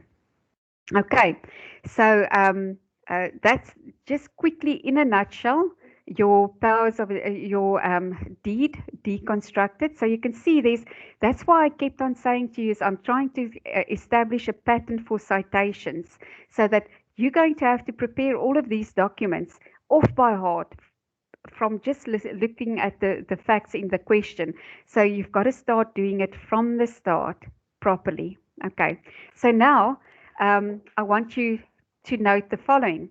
So if there's a prescribed form for a deed, there is, with the power of attorney, there is no prescribed form.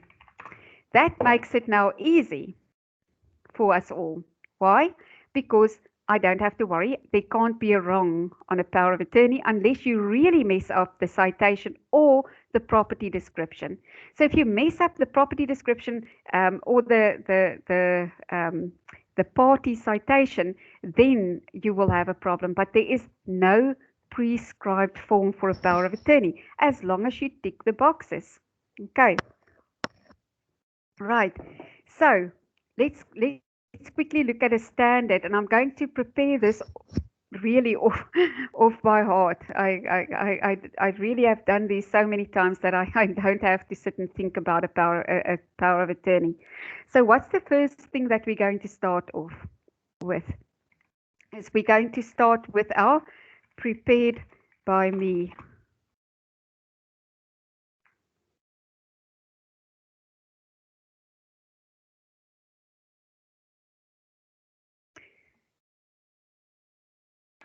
Really, Marika?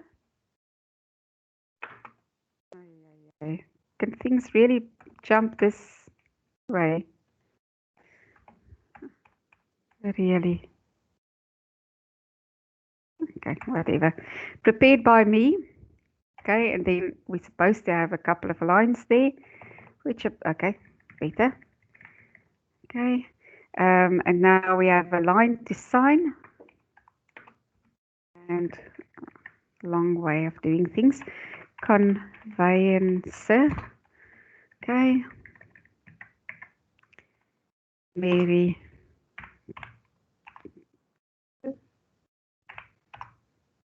Jackson. And then LPCM number 70285, for instance. Right. Now, what's different here is I don't leave the half of the page open before I start. No. Right after I've got my I've inserted my my prep clause, I immediately start with power of attorney to pass transfer. Okay, we'll just position it a bit better. And then we immediately start with I, the undersigned. Okay, undersigned. I'm sure that's not, okay, whatever. It's, okay, right. So I, the undersigned, who? The transferor. So Joe Soap. Okay. Then identity, identity number, no ID no, 72052.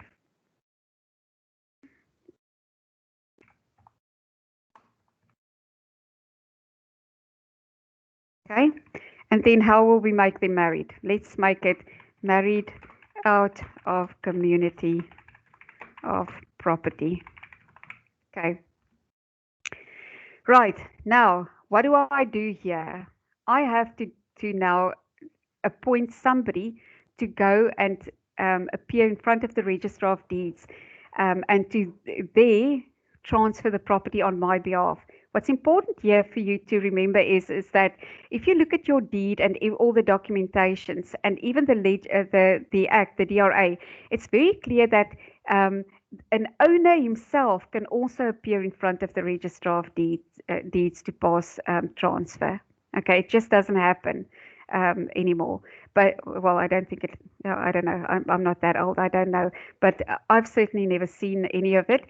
But the owner itself can also appear in front of the registrar. Okay, so for purposes of our appointment, we are going to say I, the undersigned, and then do hereby nominate, constitute, and appoint.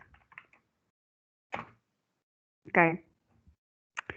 Okay, so this is the first part we start off in our on preparing a standard power of attorney. Okay.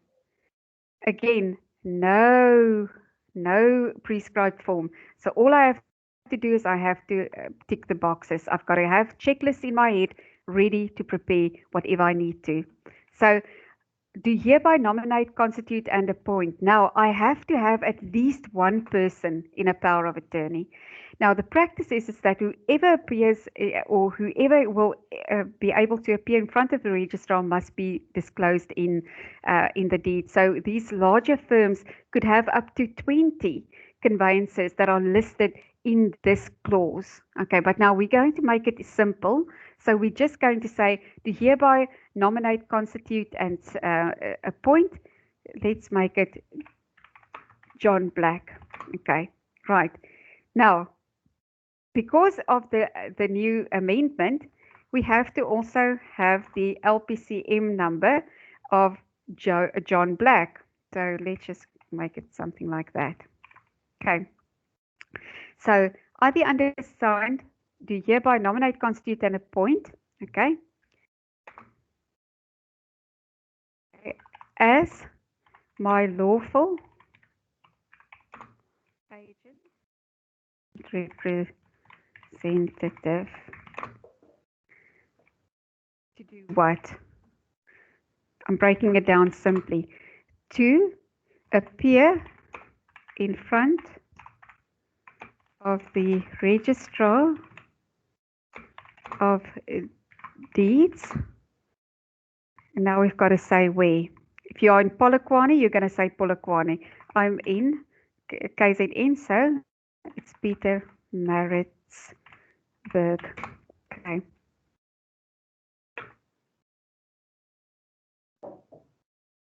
Okay, so do hereby nominate, constitute, and appoint whoever I've appointed. If you don't have an appointee, you can't register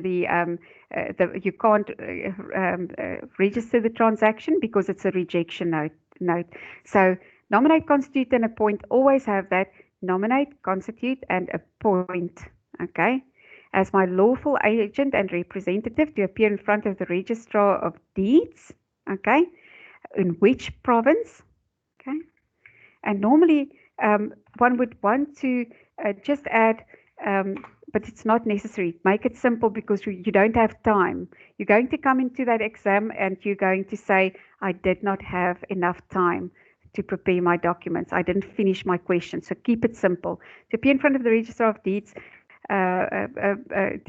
Peter Maritzburg, okay, and then what needs to happen there. Okay, now the first thing that has to happen there is, we have to deal with, is the transfer of the property to a specific person. So you want to cite the property and the transferee. So again, I don't have a prescribed form. So as long as all of these boxes are ticked, you will be able to allow for the passing of a registration of transfer. Okay. Do you understand that there's absolutely no requirement here for purposes of the sequence of your layout of your power of attorney? So at the end of the day, all we are using is what has over the years become the minimum requirements for our power of attorney. Okay, let's quickly just stop here and let's make a couple of notes here on our citation.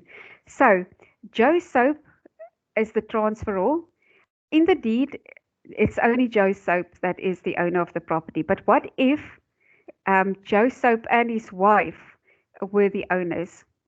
So in this situation, you have to number the parties.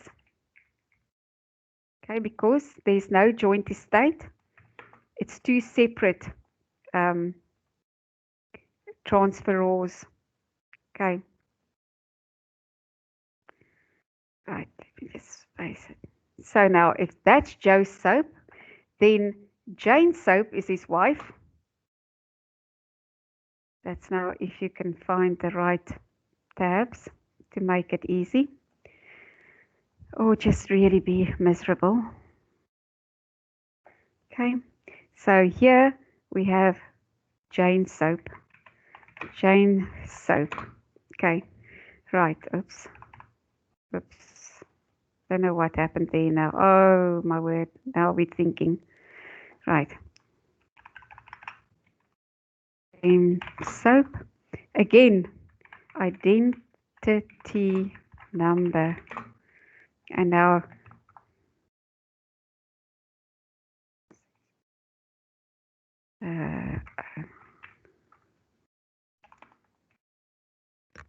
okay. And married out of community of property. Okay. You can probably just space them. Whatever. Okay, whatever. Okay, so can you see here, I don't refer to my succession. I don't.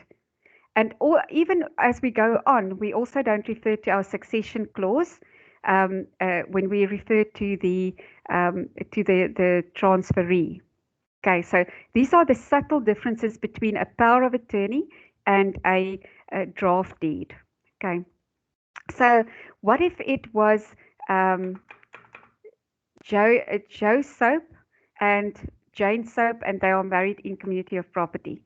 Then under these circumstances, we only add the word and then we say married in community of property. That's part to each other. Okay. Why this is important is because when we continue on to explain the MPA, you will note that we cite parties where the joint estate is excluded. We literally refer to the party and then we say married to Jane Soap, and that's it. We don't go married in community of property to each other. So you'll see that subtle nuances of differences. That's why I prepared a detailed list of all the different citations that you should come across in your preparations for the exam. Okay. Are there any? Okay. The only thing here is, which I omitted is there can't be a number one. It's just this is the joint estate. This is your joint estate. So that's what it looks like. And there's no individuals. Okay, I see there's a question. I'm just going back. I see it's not required to state which marriage still subsists. Yeah, this is the thing though. Geez, my ears are getting sore from this thing. This is the whole thing. Is when you sign that prep clause, you have to make sure that that marriage and that citation, the marital status is perfectly verified by yourself. That's your responsibility. If you are going to say that somebody is, and you refer to them and you cite them as married in community of property, you are darn well supposed to have a valid marriage certificate, and you have to make sure that that marriage is indeed solemnized correctly. Why do I say that? Is specifically the repercussions to the RCMA, the Recognition of Customary Marriages Act. Notoriously, attorneys don't really understand the RCMA. So what do? If they don't know how the parties are married or they can't get a valid marriage certificate, then they just say to the parties, okay, well, you're not married, you're unmarried.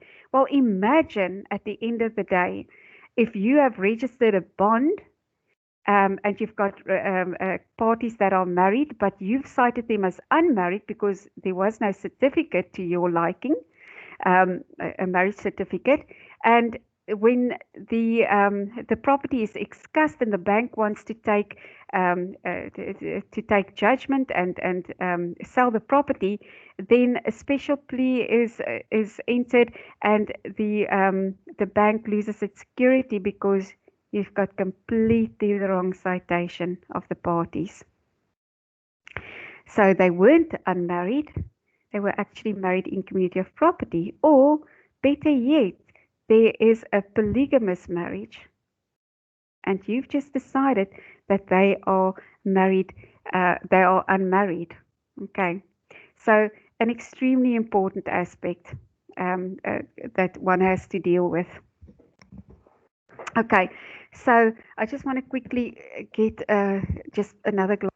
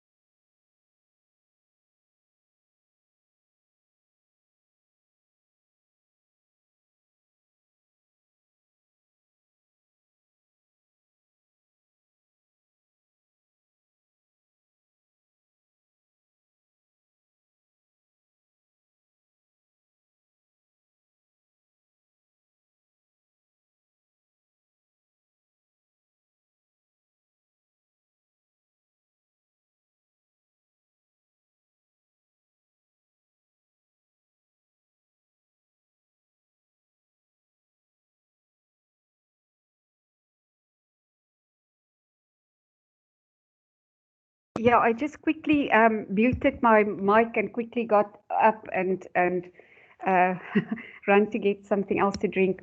My voice is giving me a problem today. Okay, so the question. Okay, it was muted. Now I think I'm fine. Okay, the question before I go on. Xavier is asking how then, when parties have been divorced and the common property is now to be sold.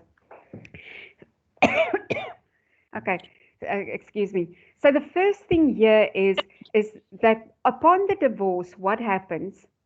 The joint estate is dissolved. So first thing that you would do is you would have that title deed endorsed by or how, with regards to an application or by way of bringing an application in terms of section 445 bis.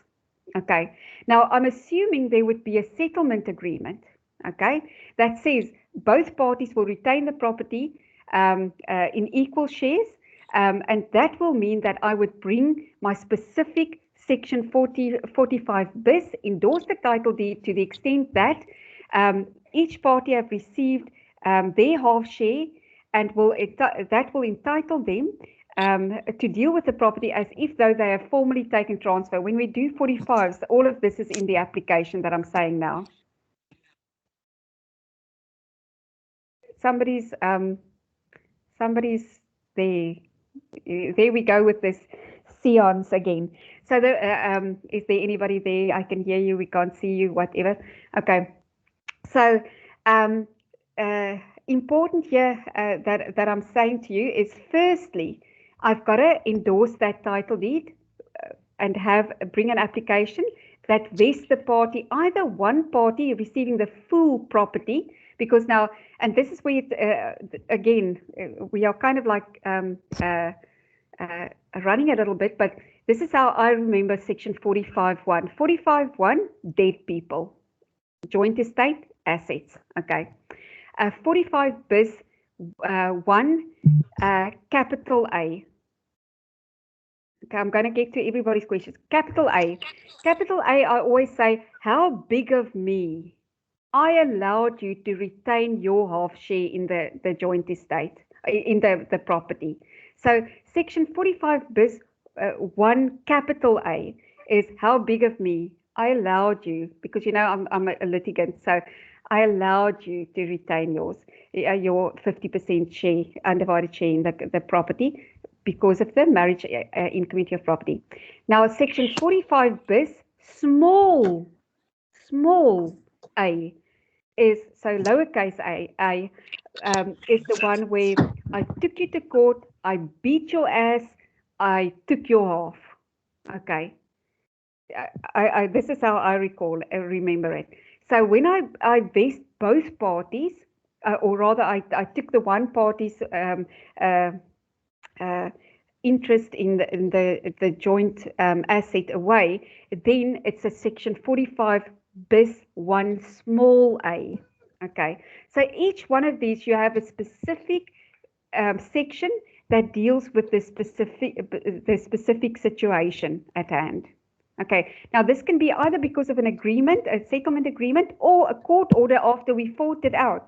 But that small a is the one where I took one person gets the whole property.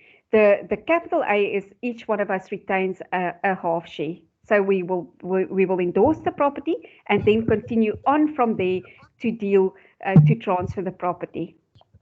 Okay.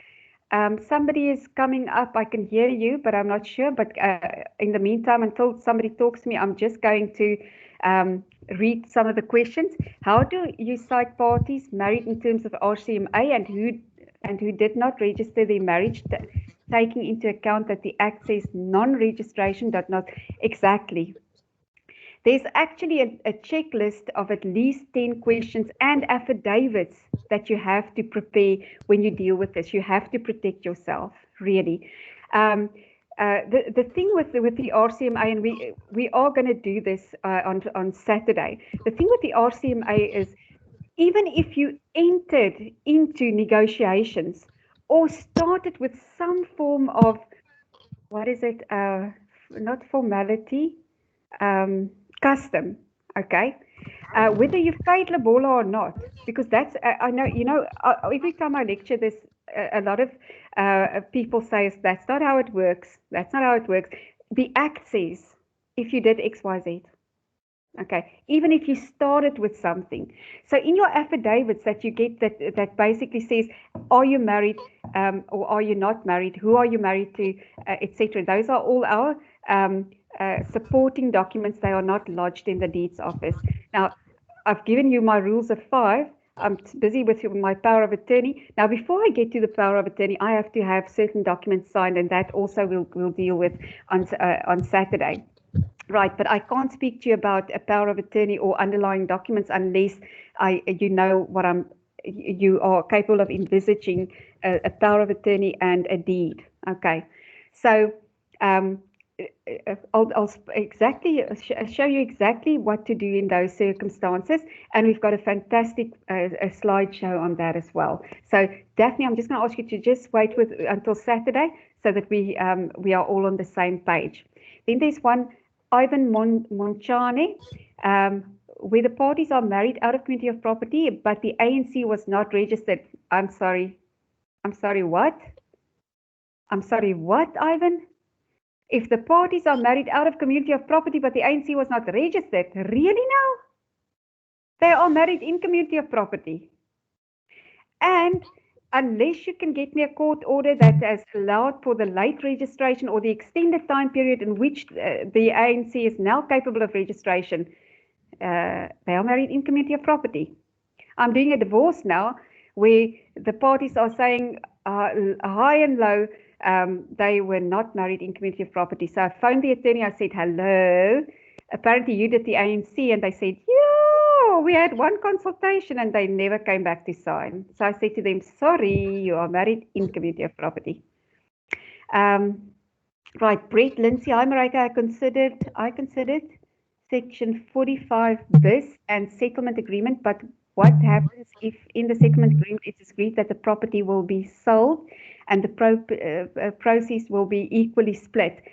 Again, if that property is sold after the date of the divorce, you will have to endorse that title deed until such time as the property is sold. Okay, so until it's sold, you will have to record the court order that says Section 45 bis says each one of us are retaining our half share, and when we get to the point of sale, then the title deed has already been endorsed. Okay. The thing is, in practice, a lot of people, because the title deed is going to be exhausted, there are conveyancers that will just say we're not going to change the status. That is wrong, because that would mean that you are lying under oath. You are letting people sit in front of you lying under oath, saying to you how they are married, and you are putting it in a deed and a power of attorney. I mean, how bad is that? Remember that your liability, your test to be liable, okay, is so high because you have this qualification. You can't go and say, "Oh, sorry, I let them sign affidavits, and I still didn't correct them or put anything. And then I signed the prep clause to say, I verify that these people's status are correct." I mean, really, it's bad. Okay. Nabintu, oh, here, mense, I can't, sorry, I can't pronounce some. Nabintu Kahamire. With the divorce scenario, does that mean you technically have two transferees, being the two divorcees? Yes, yes, and you have a choice there to either refer to them as Joe Soap, identity number, unmarried, or Joe Soap, identity number, divorced. But who wants to be called divorced? Nobody does. Okay. Yeah. We're going to talk about Section 21 and 20. Justin Ferreira, it's easier to divorce than, yes, absolutely. I have to, not amending the marital status. Look, it's a nice application. It's like 50,000 Rand, and I can get you set up in High Court, and 6 months from now I'll have a nice fee, and I'll have you your status changed. So yeah, depends, eh? Who is it? Your own mistake, or is it another attorney's mistake? So yeah. So whatever. Okay. So yeah, the thing is it's now again, guys, you've got to think about this. Is it ethically correct if you are now having people that were the anti-nuptial contract wasn't registered, whatever happens, now you are going to take them to the High Court. Now you are telling them to swear under oath that their marriage has broken down irretrievably. Yeah, there are people, I don't know, hey? I thought that as an officer of the court, I'm not allowed to mislead the court. So anyway, Kenosi, guys, you must not laugh with me or laugh at me with my pronunciation. I don't feel bad. You can call me Mariki if you want to, even though I'm Marika. I won't care. It says, is it advisable to have a settlement agreement? You know what? This is a very interesting thing. In KZN, we do not incorporate our settlement agreements into the order of court at all. But the other provinces allows for the incorporation. So in my opinion, because you are now so much, you are so much, you're so more clever than your colleagues. You now know what to put in a settlement agreement. You know what to ask. You know how to protect the parties. So in my opinion, if I can properly prepare a settlement agreement, I'm not going to have these issues. Remember I told you about this matter in the High Court, and the judge actually said, no, we're just divorcing you now. After this, you deal with the property. And I was like, what are you saying? And it's just because, again, a conveyancer sitting there capable of doing the litigation and arguing the point, and it's just we are we are better than other attorneys. Yeah. Is it Blessing? Blessing, are you looking for me? BW. Blessing, your mic is on and off, on and off. Xavier, I'm not quite sure why you are saying well. I'm thinking, I'm thinking you're not agreeing with something, but you can feel free to tell me. It's already past 8:30. Can I? Okay, there's one more question. What happens in a situation where the property wasn't registered at any deeds office and now owners are divorced? How is that even possible? How is that even possible that there was no registration of the property in any deeds office? Dankie. Okay, plezier. So how? So all I'm thinking is what happened is the party had a property, and then subsequently they got married. They didn't amend the title deed to reflect that owner, but that doesn't matter. I don't have to amend my title deed if I'm married and it's married in community of property. Ex lege ownership falls in both parties' estates. So you don't have to have a title deed that reflects two people's names. The mere fact that I am married to a person in community of property automatically gives me ownership of 50% ownership, not technically speaking, but the joint estate gives me some kind of a claim there. And at the end of the day, that's how it works, irrespective of whether or not it's in the title deed. Ex lege. Yeah. Do you guys want to in Eastern Cape incorporate? I know. The reason why I said that, Xavier, is because I practiced in Johannesburg, and I know there we incorporated the settlement agreement. Like I say, everything's different in KZN. Yeah, the thing is that it causes eruptions if you want to amend that order now after the fact. Can I just hear, guys, I know it's a lot of work and all of these things. Powers of attorney aren't difficult. Do you want us to quickly just finish with the power of attorney so that you can maybe start preparing them? Can I just get a general? It's going to take me probably another 3 minutes. Okay, thank you. I've got the first person saying yes, so I'm just going to push on. Okay. Let me just get out of here, then I can look. Okay, there we go. So now, okay. Okay, so I'm not looking at the comments at the moment anymore. I'm just trying to quickly finish this. So my power of attorney, there's my prep clause, section 15, and all the regulations. That's my transferor. I don't say below it transferor. We're not preparing things like that. Do hereby nominate, constitute, and appoint John Black, the attorney, okay, as my lawful agent and representative, okay, and what does this person have to do? He has to. He's now my lawful agent and representative, nah? And what must he do? He must, on my, I'm just going to put this here because I want you to just say, on my behalf. Okay, again, just like normal legal jargon. On my behalf and in my stead, to appear in front of the Registrar of Deeds, Peter Maritzburg, and then final part, and then and there to pass transfer of, and now transfer, and then we go to.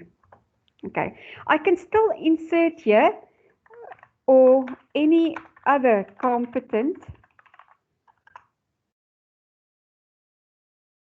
office within the Republic of SA. Okay, that's abbreviation, right? The reason for this is don't make it difficult. Just keep it simple. To appear in front of the Registrar of Deeds, Peter Maritzburg, and there to pass transfer to who? Now this is my transferee. So let's say John Doe. John Doe. Okay. Now, this guy, this is a person married, which marriage is governed by the laws of a different country. So here it's John Doe. Now, because let's say he's not a South African citizen, so he doesn't have an ID number. So how do I cite this guy? I say born, let's make it simple, 25 May 1972, okay? And then go on and say married, comma, which marriage is governed by the laws of, let's say, India. Okay.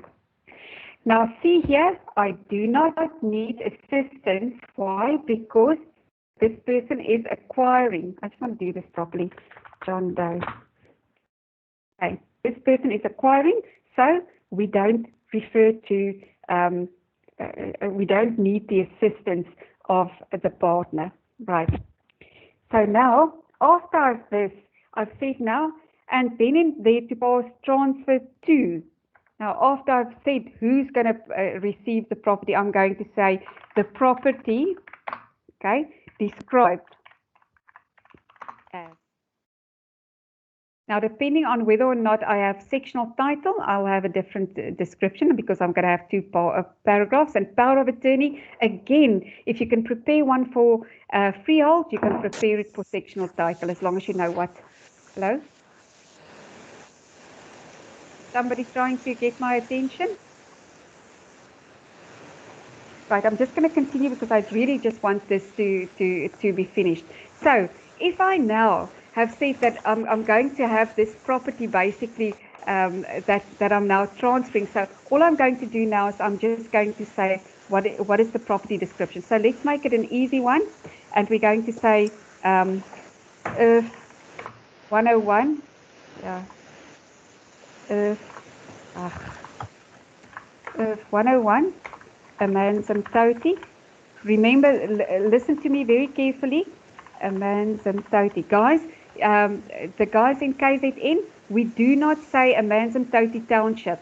All the other places says Earth 101 Amanzimtoti Township, not KZN.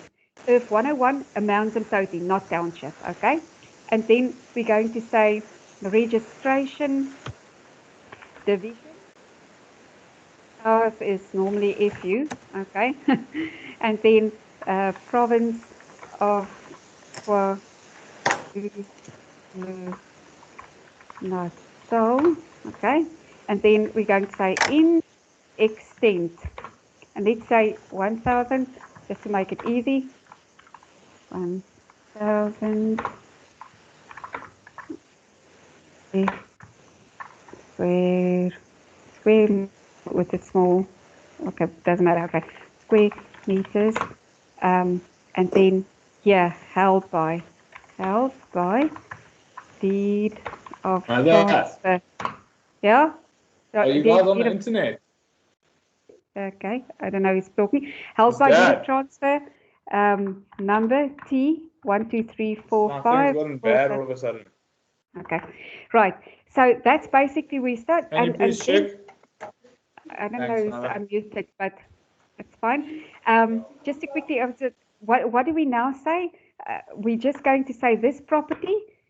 So this property or the property having been sold. Sold by me to January 2021. Okay. Yeah, it's working. Transferee. Yeah. Transferee for the sum of, let's say, 2,500,000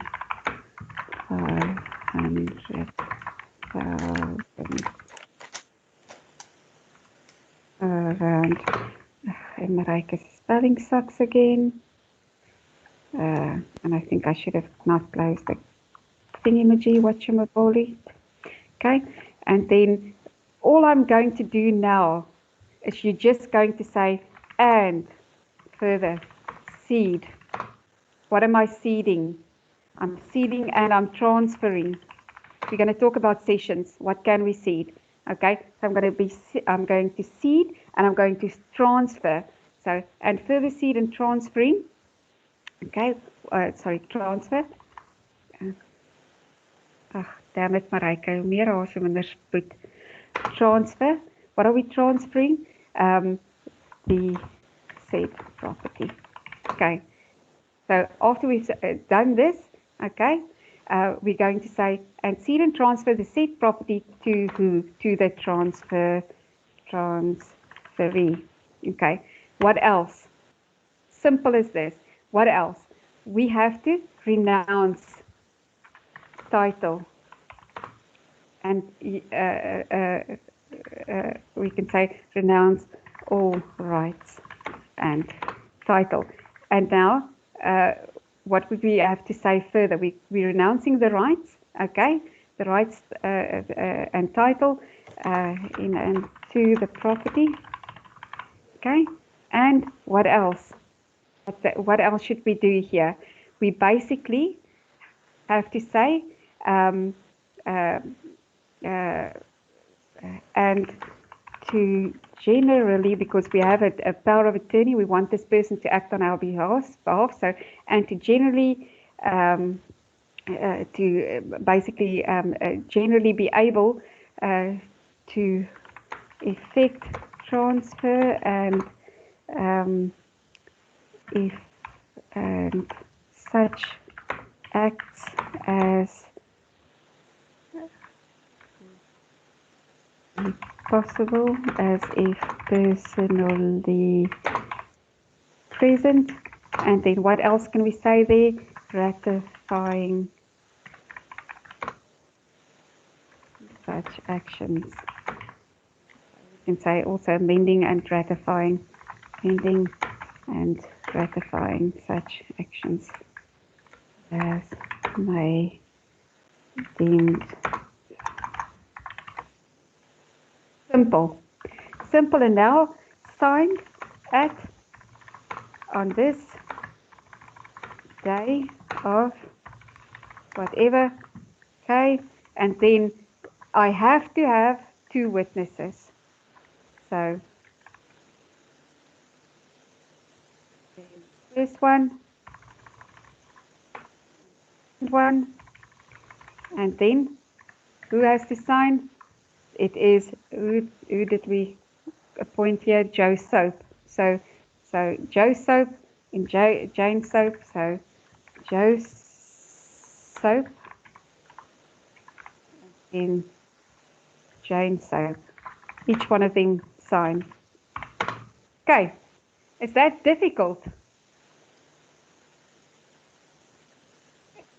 Do you think it's difficult? Go down. I don't want you guys to put anything additionally into a power of attorney because you're going to waste your time.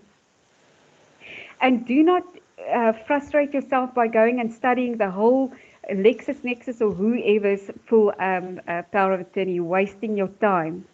You only have to have the basics down, that's all. Where you are going to find your marks is here, citations, property description, causa, because this is a sale, and then not even here, who signed it. That's how simple it is. So I did this in a couple of minutes and I can't even spell, so I typed at the speed of light. So by the time we're done, you're going to be able to do this. Okay, guys, I'm not hearing anything back, so I'm going to go off. I will be sending this out to you. So don't worry about, okay, wait, scroll down. I'm going back. So don't stress if you don't see the recordings, etc. As long as you've got the notes from here on and the examples, then, you'll be fine. Okay, is this what you wanted to see? Let me just see, there's somebody popping up here. Doreen, okay, perfect.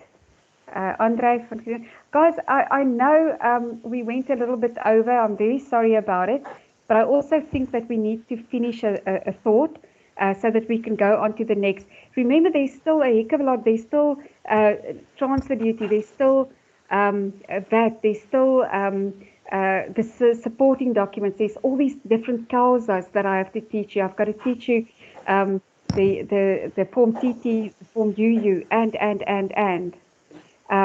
So I have to push us a little bit over time. I'm very sorry about that. So what I want you to do is I want you to go home, or you are home, to just go and start exercising a power of attorney and a simple deed. With one, you don't even have to put conditions in. I'll teach you about conditions. Just start drafting. I'll send you some workouts that you can test yourself and your abilities at. So I'm going to say thank you, guys. I really appreciate it. I know it's long and all of those things. I just always remember I did not sleep last night and I'm still here. So thank you, guys. Always interactive, etc. I really appreciate it. It makes my life easy. I don't know about a great night, because I'm kind of like my voice is going and I really need to sleep tonight.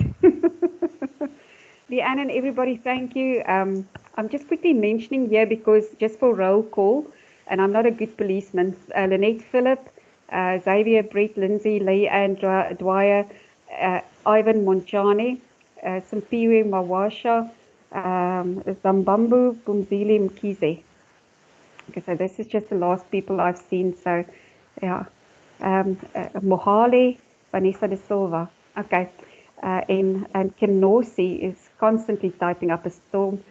Casper Varnors. I'm just mentioning people just for the recording sake, or rather the roll call sake. Solange is here. Fundishwa Mnyaiza. I laugh at me. Spindele, Malu, Daphne Labesi. Somebody's trying to grab my attention. Lance Lakey, Michael Kabai. Yes, Marika. Yes. Blessing. Is it Blessing? No, it's GM. GM is Godfrey.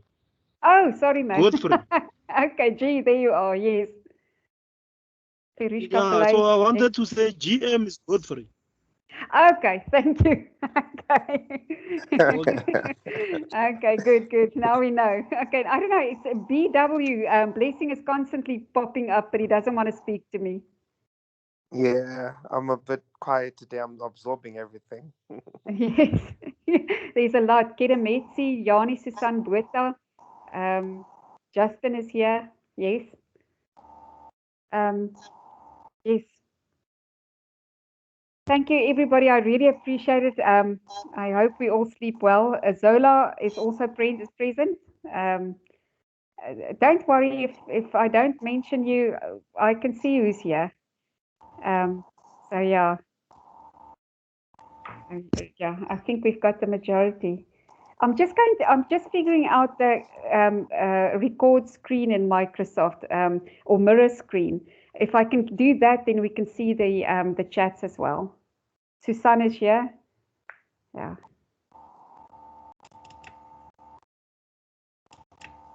At least it went a little bit better, but the whiteboard I'm battling with a bit now still. Okay, everybody, good night. If you have questions, pop them over to me. I know exactly who I owe answers and explanatory notes to, so don't stress about it. Margie, yeah.